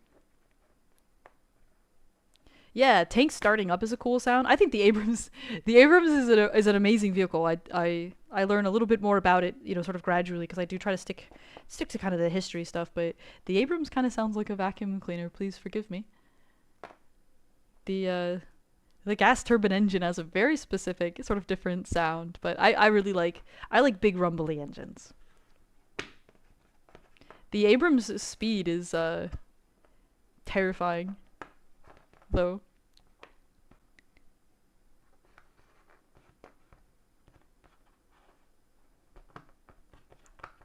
But I'm gonna do I have a video planned talking about the events kind of in general. Okay, I said I would take a break when I connected my next piece, and now I haven't taken a break because I feel like I can keep making connections. It's addicting. Like, making jigsaw puzzles are legitimately fun. It's really fun. No, 10 years is bonkers. No, the idea that I've been streaming for 10 years, I mean, it's on and off, right? Through different evolutions of life, it's been on and off, but honestly, like, it's kind of a treat. I started streaming as a joke, And like the opportunity to kind of build a community, much less go full time, is such a treat. I consider myself very blessed. And folks like Demonian, who've been there for a really long time, have seen the whole evolution. Reconquest, thank you. Well, I appreciate that. I can accept admiration. I can accept admiration. My man critter, accepts your respect. All right, hell, take care. I'll see you next time. They are warm. The Abrams does get hot. That's true. If you were in the Marine Corps, so I got to meet, man, what was it? The 1074, M1074. And I know you guys use those as well. I finally got to meet one at Fort Cavazos. Or you guys know it as Fort Hood. My retired folks know it. The Marine Corps variants of stuff are amazing.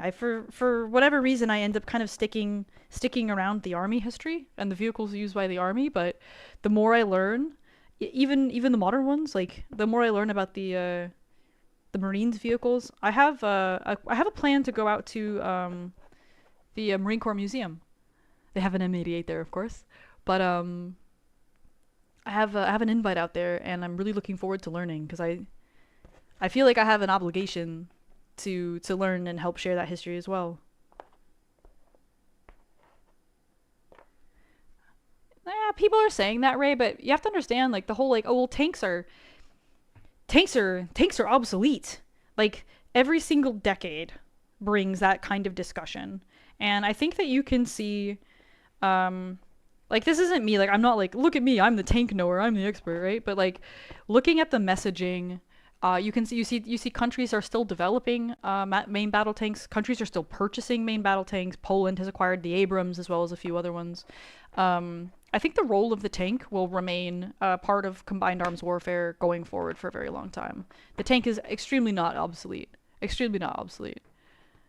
I think that drones add a depth to, like, combined arms warfare on both sides, right? Defending against them and as well as using them as part of a sort of a more offensive aspect, recon aspect. Drones have added depths to sort of both sides of what tanks have to deal with and what tanks can use.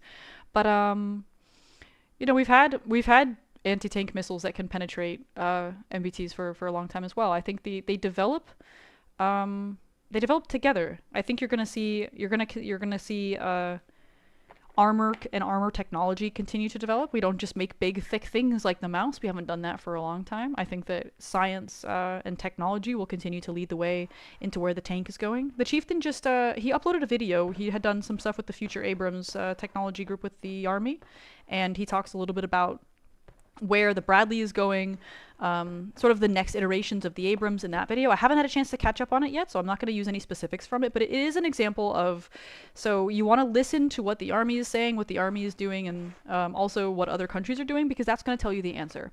The, oh, this is obsolete, always gets likes and clicks, and I think, like, reporters and stuff were sharing that a lot because you have these very dramatic videos of Russian tanks, especially, you know, getting the turrets popped off of them by anti-tank munitions and stuff during the early part of the Ukraine offensive, where people, oh, well, you know, tanks, you can just kill them with missiles. Yeah, well, what kills the things that launch the missiles? Whether these are sort of like man-pad things, or they sort of hand launched. Like, there are systems to defend the tank as well as systems to destroy the tank. So when the Marine Corps decided to sort of get rid of its tanks, but that doesn't mean it's because tanks aren't useful anymore. It was the vision for where the Marine Corps is going, as sort of thought of and as published by Marine Corps Command, is not going to necessarily involve the tank as part of its doctrine, right? Just because the doctrine includes it doesn't mean it is or isn't, like, useful or good, right? Because you just have the doctrine talks about how it's used. And there's more than one way to skin a cat, right? Well, there's more than one way to fight a war as well. So it kind of depends on what your fighting force, what your fighting force's sort of methods are, and does the tank fit in that? I think you're always gonna have to have, like, boots on the ground, right? It's not just an air war, right? We have airplanes, so why fight war anymore? Something can just come from the sky and kill you. Yeah, well, okay. It's not that it didn't work that way after World War II, right? We have tremendous ability to fight war from the sky and in the sky after World War II, but it didn't end ground combat, did it? I don't think anti-tank missiles are going to end tank warfare. And if they did, you would not see continued development for the Abrams, continued development for the Bradley, right? The Army is adding in the 19 series MOS as well. So you're seeing more uses of armor. The Army just added its newest armor platform in 40 years with the M10 Booker. I don't think the tank is going anywhere. Not that I'm the expert. But I have the opportunity to listen to a lot of experts and I try to learn to what they say. That's all. I don't know, Ray. I think the people that fought in the Desert Storm, I think that the men that fought in the Gulf, I think the men that fought, the men and women who fought for the last 20 years of the GWAT, I wouldn't say that that's not real war. I disagree with you, and I would never say that. I'm gonna be honest with you. If you're going to remark that we haven't fought, if it's not like a near-peer conflict since Vietnam, I think that's a different kind of argument to make. But words mean things, and I think I wouldn't say we haven't fought a real war since Vietnam. I don't think that's correct. In my personal opinion. I would never say that to any of our men and women who have served in combat since. You can call it a proxy war if you want, but people have died in combat. We have sent our tanks, we have sent our men, we have sent our women, we have sent our aircraft. If you want to say that the United States has not fought a near-peer conflict in a certain amount of time, that's a different kind of argument, but I'm not going to agree with you on that one. No.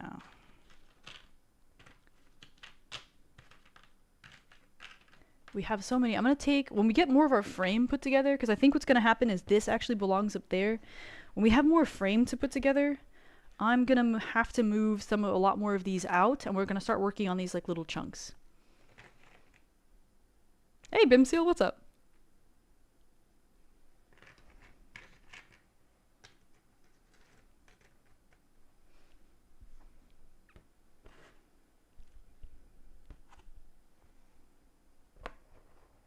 Man, this piece drives me crazy.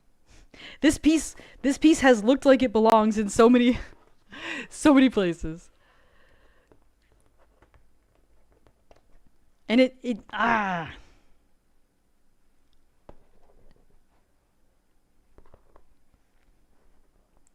No.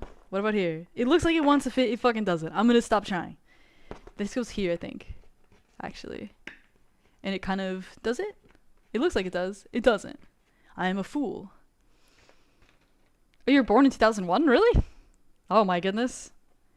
Oh my goodness. Back to try to figure out what to do with yourself? I understand that. I understand, Aled. I know how you feel. That looks like it should fit there, but it doesn't. Can't force it. Puzzles are about patience.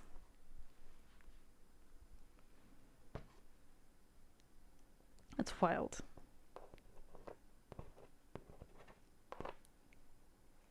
I feel like I hold a lot of court with folks that I make feel old. Whenever I go to tank events and stuff like that, I'm always on that side, but folks that are like born after 9/11 and stuff make me feel some kind of way. It's inevitable.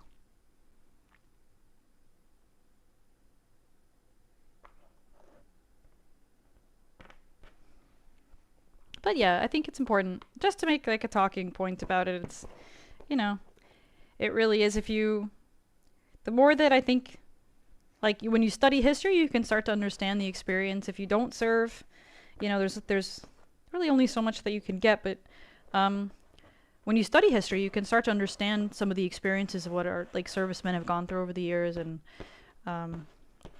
what our servicemen and women have gone through in their experiences. And it takes respect, you know, like the video games and stuff are fun. I love a history meme as much as the next bitch, but like it is also important to retain, you know, respect for not just for your own country, but for a mutually largely shitty experience that service members all over the world from different sides. Like I think it's just important to understand the human experience. You're gonna study history, you study people when you study history, and so retaining an understanding and respect for a very starkly human, a very starkly negative experience is really important, coming, like my World of Tanks and like folks that enter history or enter the tank sphere or start to share the space with service members and ex-service members in the video game sphere, sometimes approach it with an unseriousness that is not appreciated, and sometimes it is appreciated because y'all got some dark humor and that's fun. But like it's important that we love our hobbies and we love our histories, and let's retain some respect.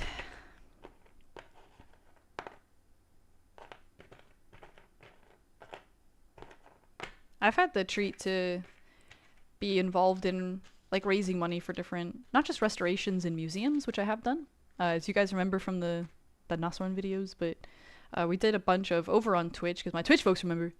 I raised a bunch of money on stream teams for the USO and stuff over the years, and I think my opportunity to speak with service members and to hear their stories and stuff like that, it is an opportunity, it is a blessing.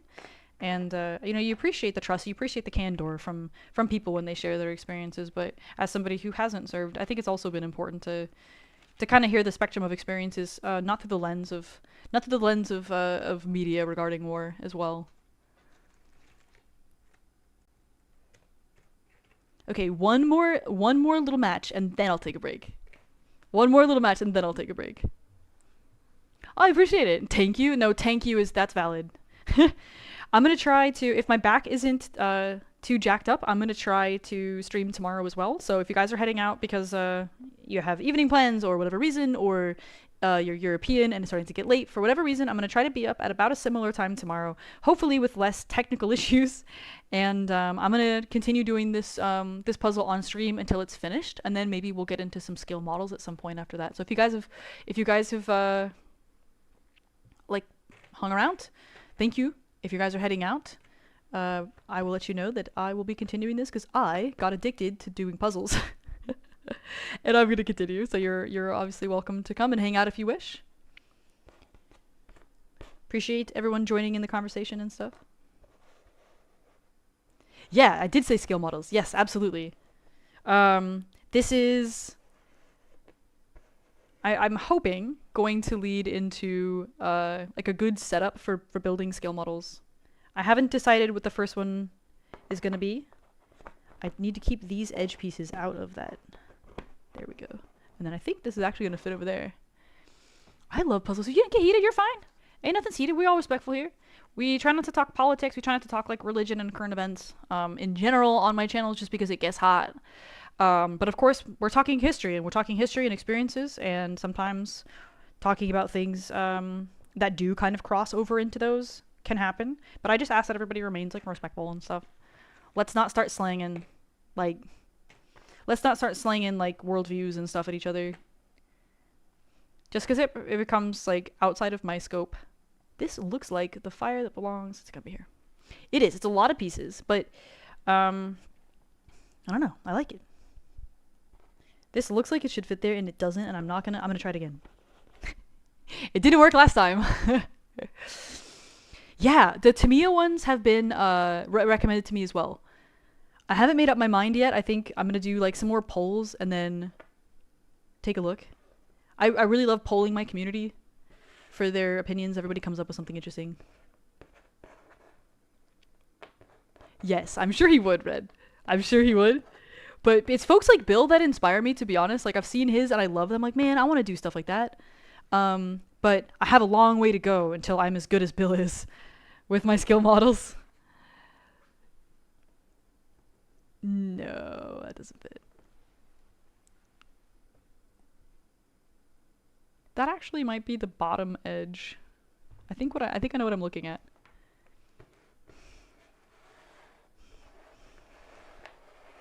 MBTs are boring. Let's just bring back the M103. There we go. Okay, that's a nice connection. Ah, a raid from Evil Shin. Thank you. Welcome. Thank you. This is a 1,000-piece puzzles.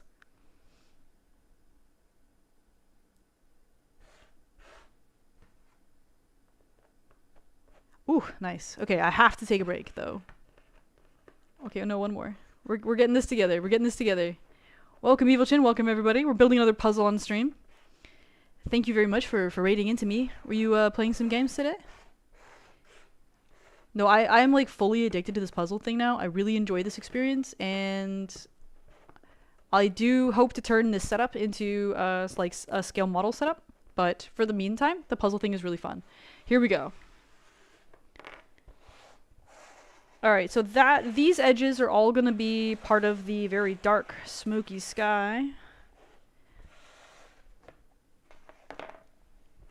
And I'm gonna take a short break. I'm gonna go like stretch my back and stuff to just make sure I don't like screw it up because I want to stream. I want to stream tomorrow as well, and if I stream for too long without taking breaks, my back will be borked. And so I'll be right back. Yeah, stay seated. I'll try to do this for about another maybe hour and a half, and then we'll pick it up tomorrow. So I'll be right back. Don't go nowheres. I mean, you can. I'm not gonna tell you what to do. Live your life.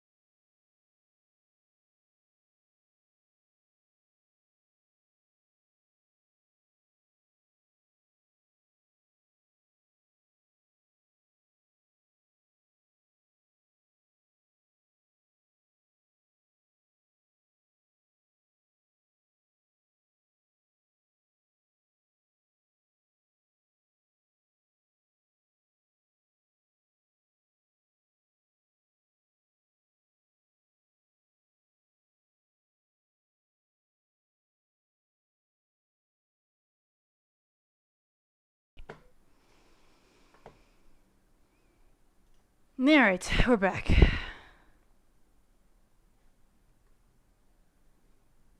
Okay. And I have a Japanese iced coffee. Nice. Man Critter went to like some sort of store with export stuff. And I got addicted to Japanese vending machines coffee when we went up there, so kind of fun. All right. We're back. Let's see if we can start. I want to see if I can finish the frame today. Actually, that will be the goal for today's stream, is finishing the frame. I have, I think, a lot more pieces to find, and the top one will be very tricky.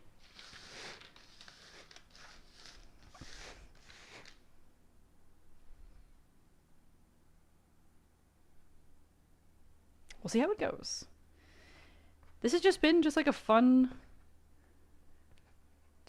activity. Enjoying it.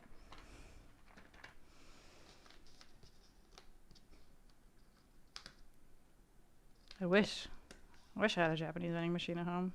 That's good. Nope, it does not fit. It's kind of hard to see. The glare makes it difficult. I think I need some more. Is the puzzle cam frozen? Oh no, okay. I did not know that. Let me figure this out. Nope. Damn it. Alright. I think I know how to deal with this though. Let me... No, this is easy.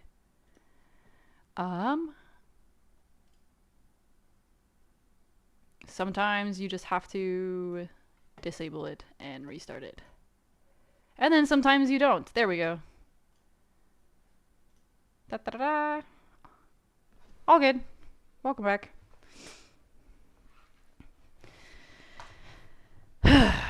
Anyways, moving on. What's up, Nemesis? Sometimes it's like that. Just takes a quick reset. Technology works really great right until it fucking doesn't.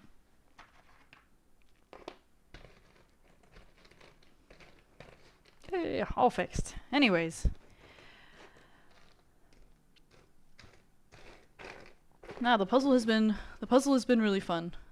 I don't know if it's anything that y'all would be interested in after seeing like fucking 3 hours of, but I enjoy it. I think this actually might belong over there. Do I time people out? Yeah. It's kind of important to like maintain the chat for everybody. So let's stay respectful.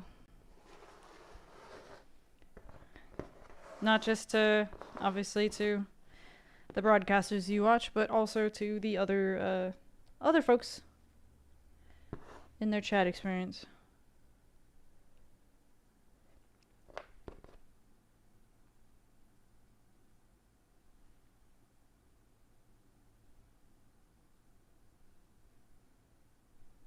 Because of how, like, blurry this is, it's actually quite difficult to try to see, like, which side that these pieces come from. I think that this belongs over here, though. Anyway, there's our reference image again. This actually might go over here. It's not going to be that high up yet. It's probably, like, right there. I'm missing just a couple of pieces to make that fit. What's up, Leowin? Yeah. Something different. And then this is like a bunch of rubble and sort of rectangular pieces. This is like, you can tell, this is not a painting. This is like a very computer generated type of picture. And I don't think I'll be keeping this. I am gonna like kind of donate this on, but it's cool in the meantime. There we go. I'm gonna move this over here. We have a lot of these unmarked dark pieces to find. It looks like Berlin. It is France. You could tell by on the original image the signs are in French. This is a Tiger 007, so it is depicting a very specific experience, you know.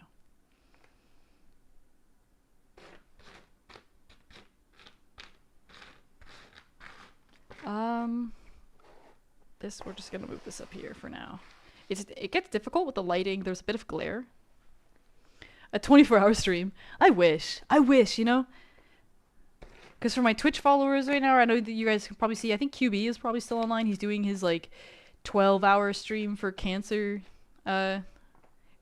research fundraiser, which is always really cool of him. I wish I could do really long streams like that, because of my spine. Nah, the other one was worse. The last puzzle I did was much worse. And we did that pretty, I think pretty, in a pretty orderly sort of way. I saved these roof pieces. We're going to put those over there. And when the frame is done, the next thing I'm going to do is start assembling kind of the roof area. And then you have this sort of rubble mixed with fire type of thing going on as well. And I want to see if we can get a few more edge pieces.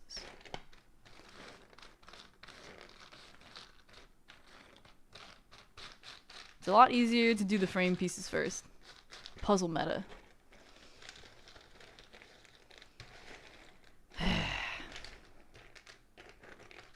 There we go, there we go. What do we got? What do we got? What do we got? I am? What's up, man? It's Sweden. How you doing? I am doing well. I thought this was just gonna be like something to do on stream, because I kind of in like a weird rut with games right now. There isn't really anything I want to play. Unfortunately, covering the Steel Aces stuff made me not really want to play anything except for Steel Aces. So I'm not really like, I don't know, I don't really want to play anything right now. I was like, this seems like kind of like stupid, let's try it. And now I'm addicted to jigsaw puzzles. Look what I've done. I don't really want to play EU404. I don't. There's a lot, like, I don't like really want to pick up any new games. I've been kind of struggling with PC gaming because of my back pain, so I don't want to like start any new games. There aren't any games that like I used to play that I really want to play on stream. So like I said, I'm kind of in a rut.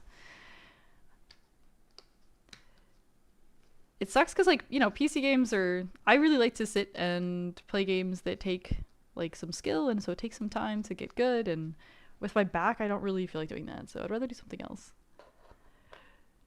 Yeah, you'd think this would be boring, right? Like, you'd think I play like fast games like League of Legends, or, you know, I sort of like, I haven't tried Gunner Heat PC yet. I've wanted to look into it a little bit. I know that it's not all the way finished, but people have really good things to say about it. I just hadn't, I would have to like, I kind of have to try to contact the devs and be like, hey, I want to play your game. I have a YouTube channel and stuff. And I haven't really felt like it. I don't know.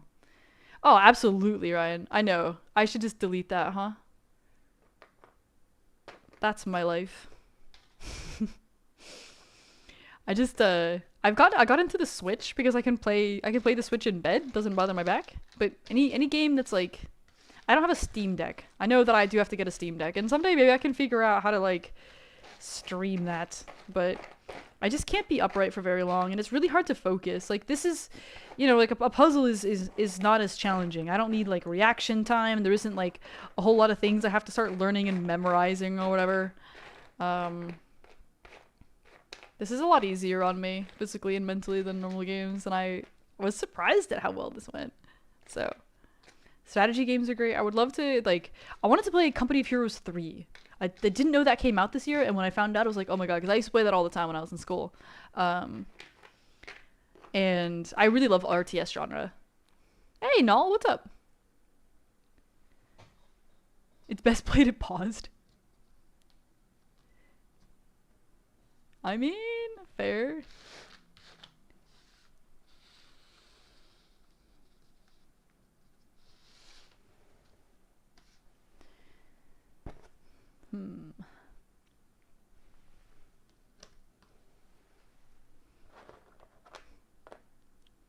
Have a good one. I'll be on tomorrow if you do come by. You know, I thought this would be boring. You know what I mean? I'm used to something more fast-paced. a lot. Like, trust me, the number one person that this shocked is me. I legitimately surprised to find that this was so interesting. There's no way this fits over here. I think I'm being a fool.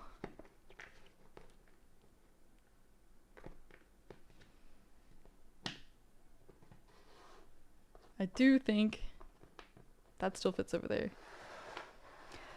Yeah, this was last year, so they changed their design every year. So this was from last year.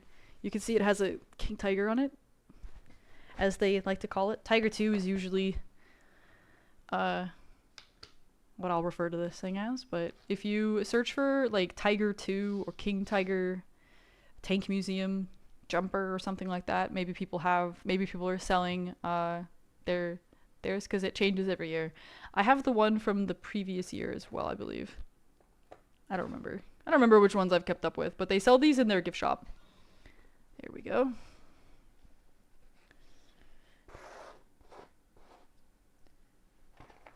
The puzzle is... there's our puzzle cam. If you can see the picture pretty well.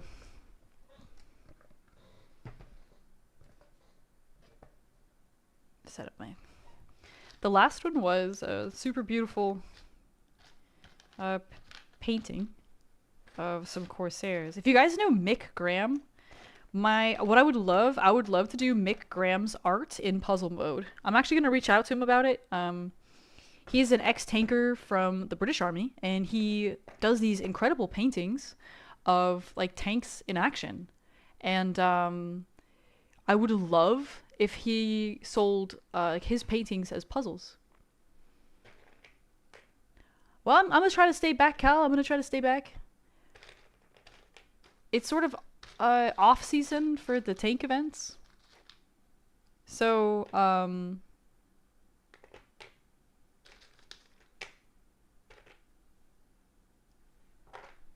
I have a little bit more time without traveling. Traveling really kind of screws up my routine because it's really hard on me, and I end up getting sick or have like my back days. It all screws me up and whatever. So now that I have like a couple weekends without anywhere to go,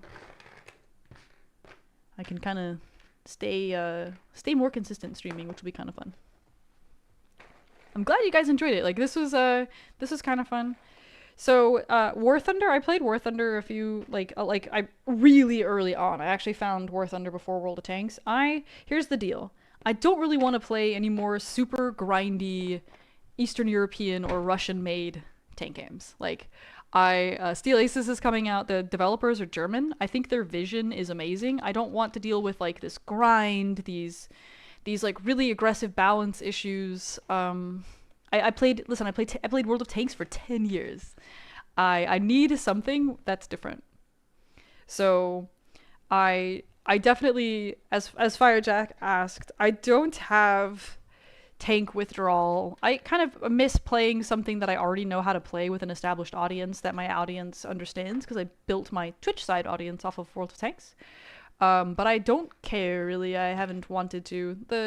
I'm just over it. Like the holiday loot box mechanic, like FOMO overpowered tank thing. I don't know, man. I'm tired. A VR tank? What, like IL-2? It could be kind of cool. I think the next tank game I would try is probably gonna be I think like the Gunner Heat PC.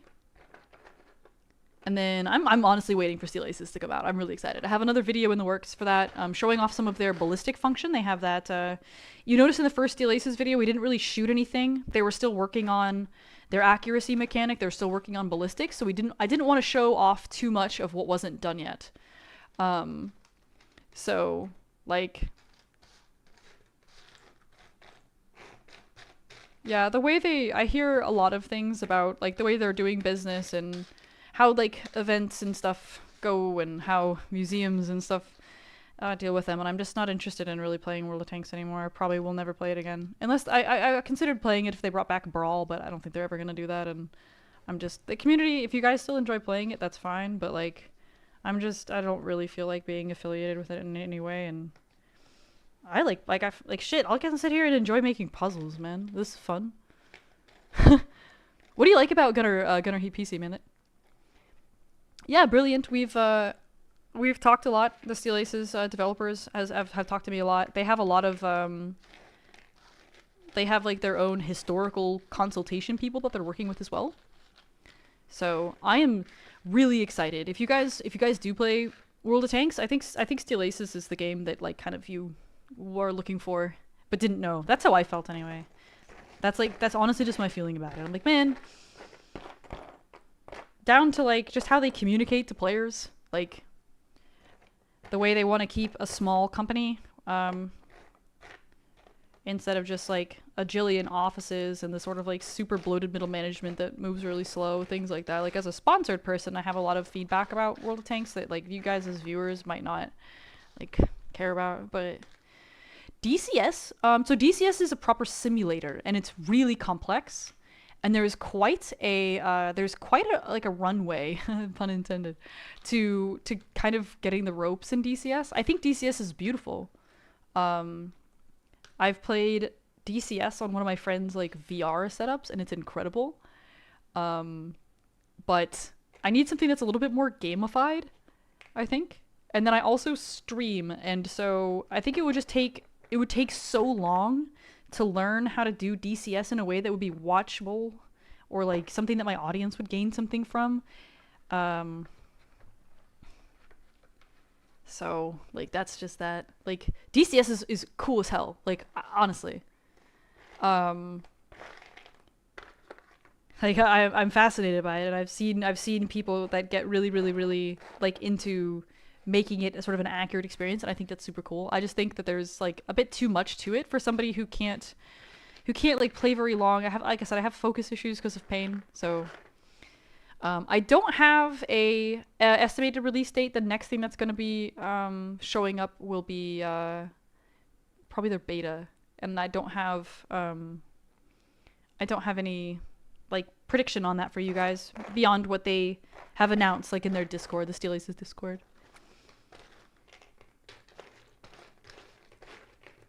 If you like kind of grew up enjoying War Thunder or you still enjoy tanks, like that's totally fine. But I need something kind of different. Like yeah.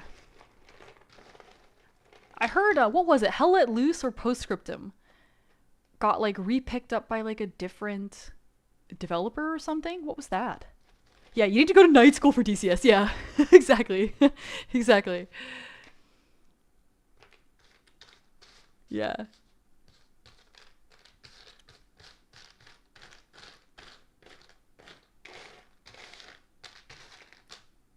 I hope they're gonna add the mouse to Steel Aces, so hopefully I'll be able to do my scout mouse garbage in that game as well. Coming together. We need, it looks like one more frame piece, and up there. I still like this. That does not fit. That doesn't work. We have at least one more little piece there too. Ah, Brer Rubino, what's up? Well, welcome, Vince. Yep, right on time. I'll probably be streaming for, I want to say like maybe another hour, if I can swing it. That's right. It's Postscriptum that got revived. That's right.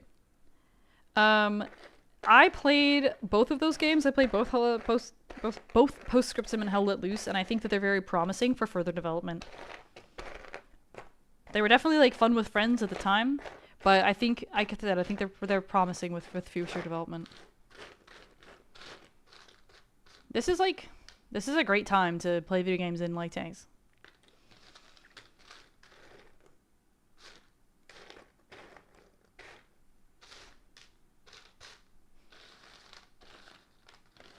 All right, Bobbins, we'll take care. I will be back tomorrow. For those heading out, tomorrow we'll have a little bit better like setup for the live stream. It won't be named my broadcast, and we'll have a smoother thing. But Enlisted, I heard some decent things about Enlisted as well, but I don't know, man. I don't know if I want to deal with Gaijin. I don't know, man. Alright.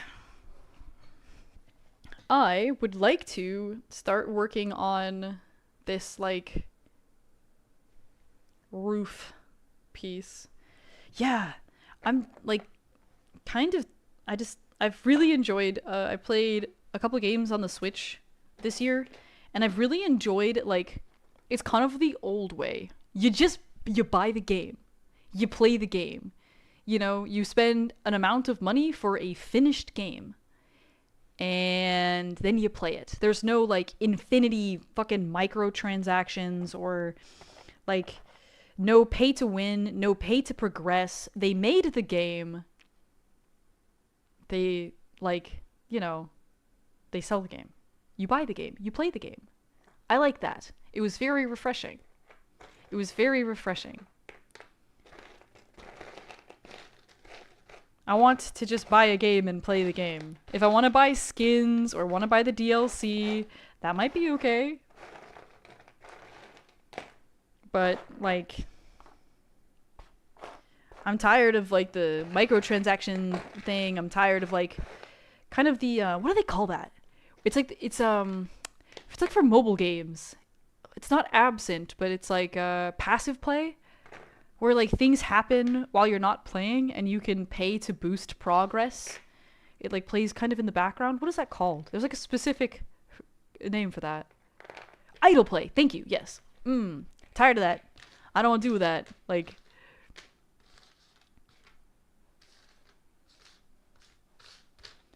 we still need more frame pieces. So because this puzzle was it did arrive to me partially, like the box was unsealed, the bag that the puzzle came in was sealed. I also have to confront the possibility that it's very possible that the frame pieces that I'm actually looking for don't exist. It's entirely possible that I was mailed an incomplete puzzle from Amazon, so you kind of have to be ready for maybe getting screwed over, but we'll see. I'm gonna try to do some of these roof pieces now.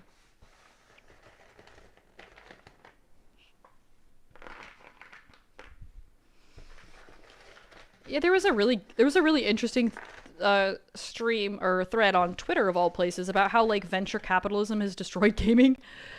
Because like what you mean, like it's all about quotas, it's all about money making, it's all about squeezing players for every bit of money they have for some sort of experience. Or nowadays, you know, with like mobile games and stuff, like as a live streamer, I get approached by a lot of video game companies that want to pay me to promote their games.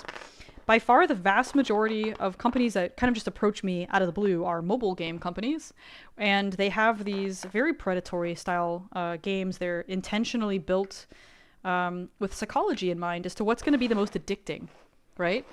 Like, it wants to find what's called the whale. The whale will spend hundreds of dollars a month on a video game, and they've sort of like min-maxed what the income could or should be. And so they build their game intentionally to target whales. And I find that, like, you could call it unethical and whatever, and you could make all sorts of other, like, statements about it and what it is, but I also think that it sucks. I think that's a shitty trend. It takes, like, kind of the magic away from gaming and the game experience. Yeah, exactly. Like, can we make gaming fun again, please? Like, yeah, everything has a battle pass, but the mobile games are the worst. By far the worst for this. You found the missing piece. Of what? I was gonna make a joke about my own brain. My own loose screw. But I turned down so many of these, you guys, because I think it's honestly predatory, and I refuse to be a part of it. I don't care how much they want to pay me. The amount of money I've turned down from, like, fucking Raid Shadow Legends, I could have got a new car, you know? It's like there's so much money in what are essentially predatory games. They just want to like eke you out of all the money you have. Yeah, exactly. It's like a casino. Honest to God, every time I get an offer, like, hey, we'll pay you such and such to promote this game, I look into what the game is and who published it. And a lot of the times it's a Chinese developer, and a lot of the other times it's actually an Australian company who also produces slot machines and casino games. And I think that should tell you something about how things are made these days, you know? So, I think it's just important to be careful. Yep, exactly, David. Exactly. And like some people just kind of enjoy like something chill like that that doesn't seem like that big of a deal. Um but like I don't know. I think I don't know. As somebody who is like has a community and has built part of a community, um you definitely can influence people. They do call it influencers for a reason. I think that there is some responsibility involved, and I would rather do it responsibly and not showcase games that are literally designed with psychological elements to take advantage of you and get you addicted to like a product experience. It's obviously like your responsibility to not get addicted to Chinese made mobile games. But if I can like not be a part of that, I'll do it, you know. I'd rather just like if I have the chance to showcase a game, I want to showcase a real game. It's a real experience, a full experience.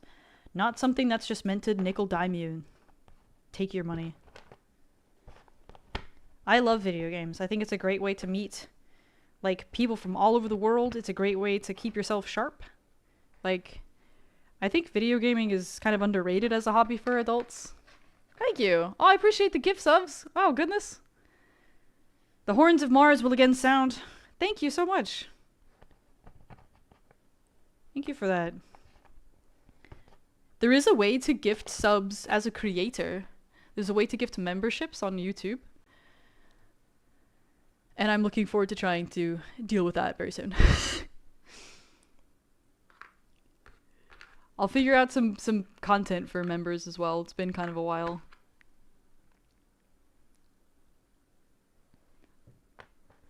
That looks like it should fit there, but it doesn't. The eternal struggle. Thank you so much.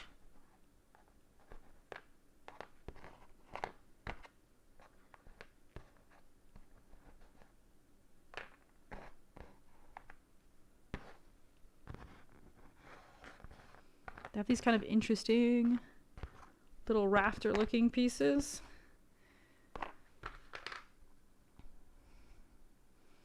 Thank you for the joy. I appreciate it. What's up, Christian? Good evening-ish. I know I have a lot of like European time people and stuff. So whatever time it is, welcome.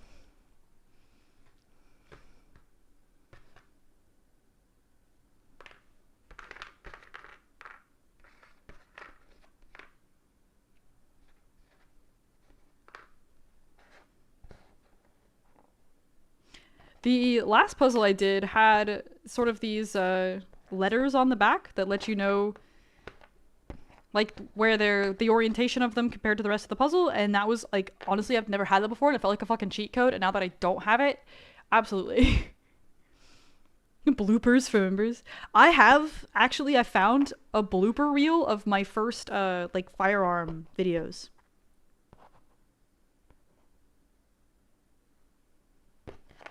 And I thought that would make really good content. I have to like edit it a little bit, but like thought that was quite good as well. Anyway, thank you so much for your gift subs for everybody. It is it's very generous of you to do that. The contributions and stuff like that that are made for silly me help to support the like tank trips and like daily nonsense.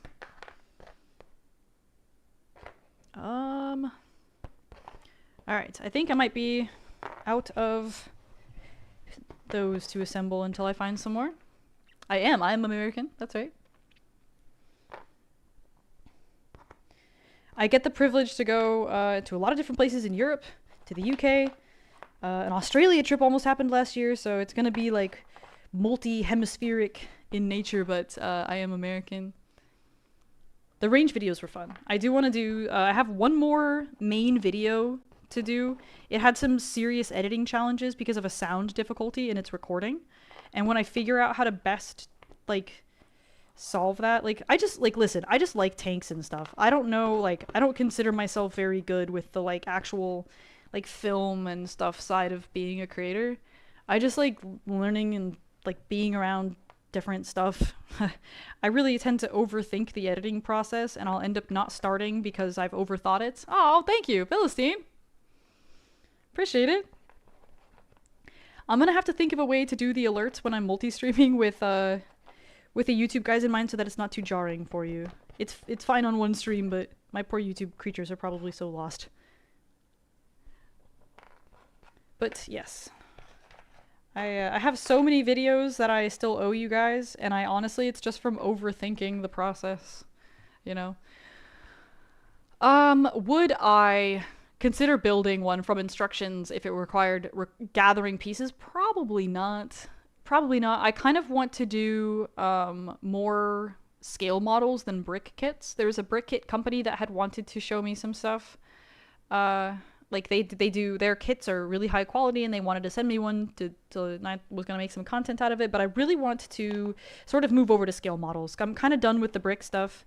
They're fun, and I think that they're a little bit more accessible than scale models, especially if you like have difficulties with vision, or you don't have the dexterity for dioramas and things like that. Like if you find yourself sort of intimidated by the whole like skill model process, I think that the brick kits are really fun. They're fun for children, or if you have like grandkids and stuff like that and they're not ready for scale models, that's fine. I honestly don't like, I'm gonna be honest. I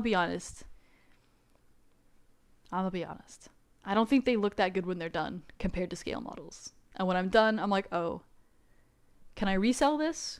Like, they're fun to build, but I don't think they look that cool on the shelf. I want something that's more accurate. So that's my opinion. Sorry. So I really want to get into scale models so I can build cool stuff and then have a bunch of baby tanks in my house. Like, do you know what I mean? Yeah. I don't really want to sign and sell them. I don't know if that's fair. I don't know. I'm not important. I don't want to sell them. I'd rather sell them anew, like fresh, like so that somebody else could buy and build them. I would rather do that. But so I'm honestly not really, I will give this other brick kit a try. And I'll do it on stream, but just because I think it's really high quality, like they're really detailed, I'm kind of impressed. But to be honest, the plastic, the scale model stuff looks a lot cooler when it's done. And so I reached the point where I'm like, I don't really want any more of these. I'm not going to put them up in my room. I'm not going to put them up in my house anywhere. Giving somebody an already built one is kind of like,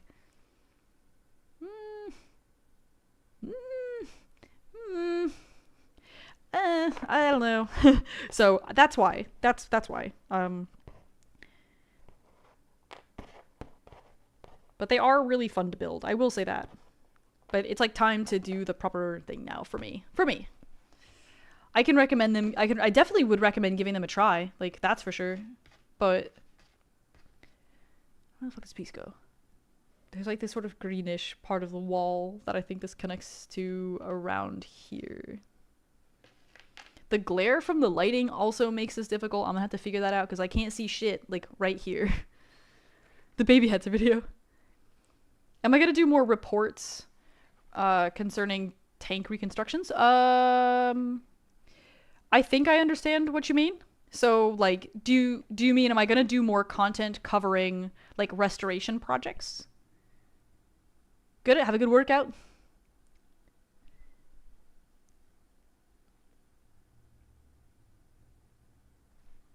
I think I see where that's going, and we're gonna leave it alone. Put that in there with that. Because these will, like,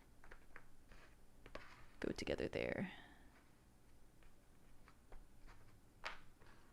Yes, I definitely do. I do plan to do that.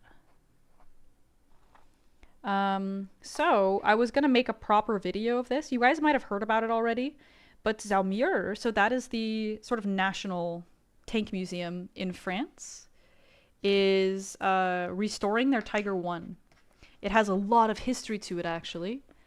And so they're asking for some support and everything from everybody. So I'm going to make a proper video so you can hear some of the history and find a way to get involved and then find a way to go see it when it's done, all that. So that's going to be probably my next restoration focused video, to answer your question. The tank biathlon is, I'm sure it is fun to watch. Did you know there was a US one? It's not publicized very well, unfortunately, but it's coming up in the spring, And I'm having some talks with one of the units that's involved. They're going to send some competitors for their best tanker competition that the army holds. And we're going to put our heads together on some collaboration for covering that.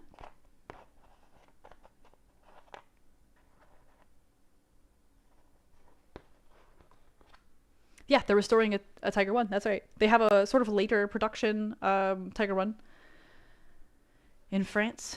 And I think it'll be super cool to see another restored vehicle that you don't get to see very much of. So I would love to support their project. A lot of they have like social media and they share stuff, but of course it's all in French, which is a little bit difficult for a non-French speaker. Does this fit? Does that fit? I believe it does. Just kind of hard to see. What's up, Van? How you doing?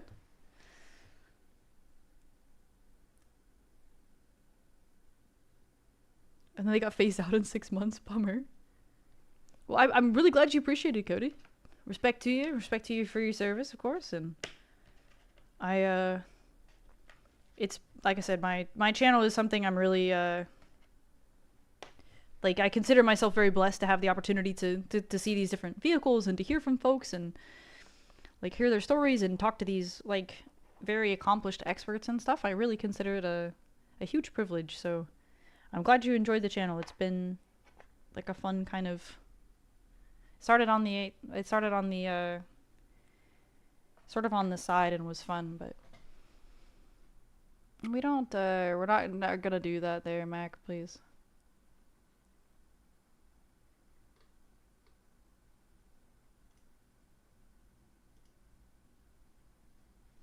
Knock that off, please.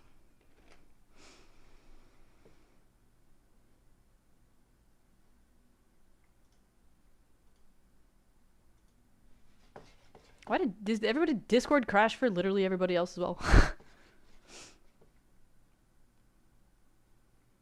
That's fun. They need good commentators. Yeah, they do. I'm gonna need this closer to me.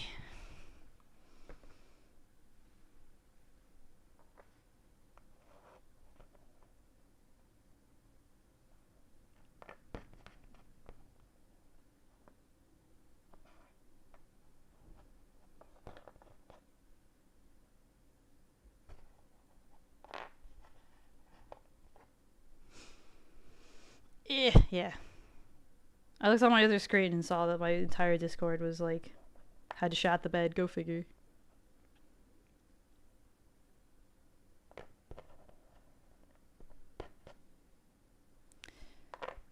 Alright, so let's see what we got here. Thank you, Lewis. I appreciate that.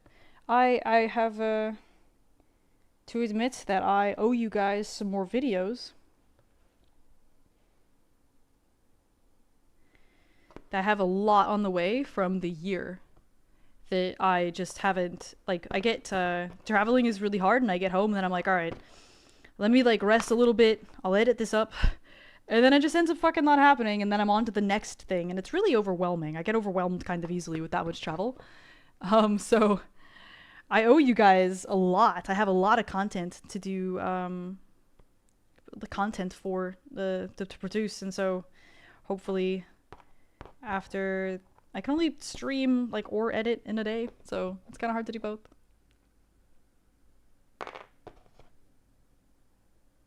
But I got into some pretty cool stuff this year and I have a lot more to share, so working on getting those done for you guys.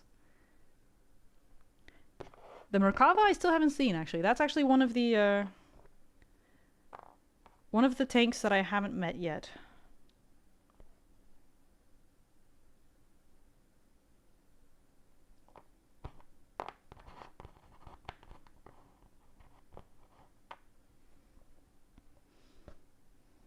This is the part where that thing that comes in the last puzzle had would come in handy here.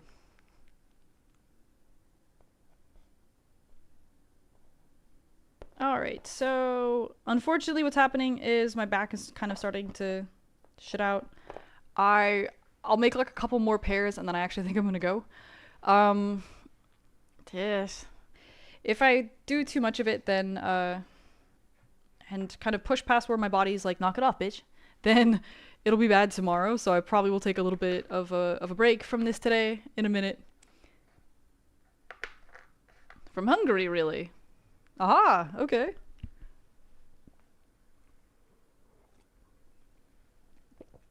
That's good coffee. I'll finish my coffee and get a couple more matches done. And then I'll probably head out for a little bit. But I will be back tomorrow, and hopefully with like a little bit less technical difficulties than today. There's always growing pains, right? And then I'm looking forward to doing some more someday, hopefully before the end of the year, right? Hopefully before the end of the year, kind of bring in first scale model video. That's my goal. I just think it's gonna be a cool hobby. The things that you have to learn when you're making like dioramas are like a closer look than what I normally look at when I'm like learning tank stuff, where I get tank books. It's a lot of the more sort of engineering concepts and stuff, but I want to see like what at the unit level, you know, like what different markings, what different tools should I add to this tank, right? Or look at the camouflage, what have you. I'd really like to see what, because every hobby, every like kind of history-based hobby helps you connect like with the history, with the real things. So I'm kind of looking forward to what having scale model as a hobby brings to me as like sort of a tank dork, as an enthusiast, right? So that's my goal.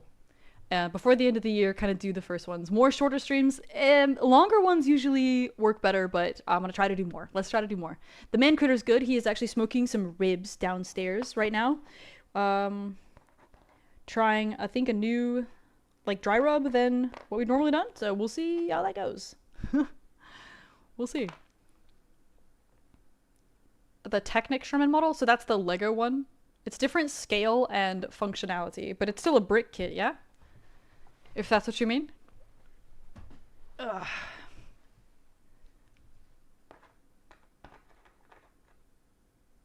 I don't think so, Cody. What's it called? The APCs that like I've gotten to sort of see is pretty limited. M113 is really the only one I've seen driving around. That is more shingles. Those shingles are gonna be a nightmare.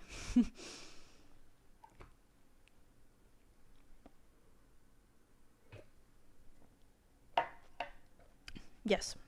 But more streams would be great. Paper cuts is correct. More streams would be great, and we'll do some more of these like multi-streams and stuff. I think it's fun. I dig it. I appreciate you guys' time today. My YouTube folks are kind of new around here, so I appreciate y'all coming in and checking it out, because it's very new for me. It's been a really long time. My last YouTube streams were with those brick kits in, what, 2021? I would really like to start doing more with the live functionality on YouTube in general. I want to try doing like the stuff I used to do early on with Twitch, like the museum tours that were live and stuff, and like tank tours that were live. Like that was just kind of fun. I honestly think it goes better when you pre-record it and you edit it together, because you can add more. I just think it's better. It's doing stuff off the cuff like that when you're live, even with an expert. Every time I've gone live with such an expert, they always end up like, oh, we should add this near the end of the video and stuff, and it ends up being a bit jumbled, and I think editing serves history sort of show and tell better. Doing like a pre-recorded, proper edited video will serve it better, but I honestly think that the live stuff is fun. Doing like sort of show and tell around collections with different tanks and what have you would be, I don't know, it's somehow underutilized, I guess. There was a project to do a live stream of the HK green room, or gray room rather, and that is like that was just kind of a unique idea. People could ask questions like live and stuff and put it together, but I was like, man, I honest to God feel like just making a proper YouTube video of it would just serve the subject better. But who cares, you know? Like, just try it. Pre-recording is a little easier. I think going live is really easy, but that's just because I've done this forever. So it's in theory easy to like, it's fun to have a conversation and stuff. But I just think you can include information better with a pre-recorded video, but maybe there's just some more to explore there. So I'd like to see if it works. And I'll try to experiment a little bit with that next time I start visiting museums, which will probably not start up until after the new year. So I think I will head out, but I'll be back tomorrow, probably around the same time, kind of early afternoon, kind of into the evening. We'll work on this puzzle some more, and I'll be back. I want to thank everybody for the gift subs, for any like kind of donation stuff. All that goes towards kind of like maintaining the channel, getting trips back together and stuff like that. I'm a full-time content creator. We're gonna see some more videos over on YouTube, and I will be back on Twitch for some more of this very soon. So thank you guys on both platforms. For my Twitch folks, please let me know. Like, you can mention it in the Discord. I want some of your feedback to this because the stream is very new to YouTubers, but for my Twitch guys, I thought this would be like a cool way to connect with my YouTube audience while bringing Twitch along with me and like kind of combining you guys. Please let me know what you think. I'd like your feedback on it for my Twitch folks. So let me know. For everybody in the VODs, I'm sorry that everything was janky. We had some technical difficulties going live on YouTube. It's very different compared to Twitch, so it'll get a little bit smoother. So I appreciate you guys' patience here on Twitch. I appreciate like your willingness to jump in and hang out for something super new and like kind of random. Thank you guys so much for all your support today.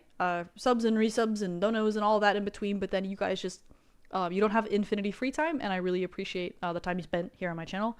More videos coming from my YouTube folks soon, and do feedback for my Twitch guys. I know that it might be a little bit rough to have questions coming from wherever, or not having alerts or things like this. So let me know. I'd like to hear your feedback in the Discord space. I'll be there for that. So thank you guys. Appreciate everyone's respect. Thank you guys for being great. I didn't have to ban anybody today, so thank you guys for being awesome. I'll see you guys very soon, tomorrow in the afternoon. I appreciate you, and I will see you next time. Take care.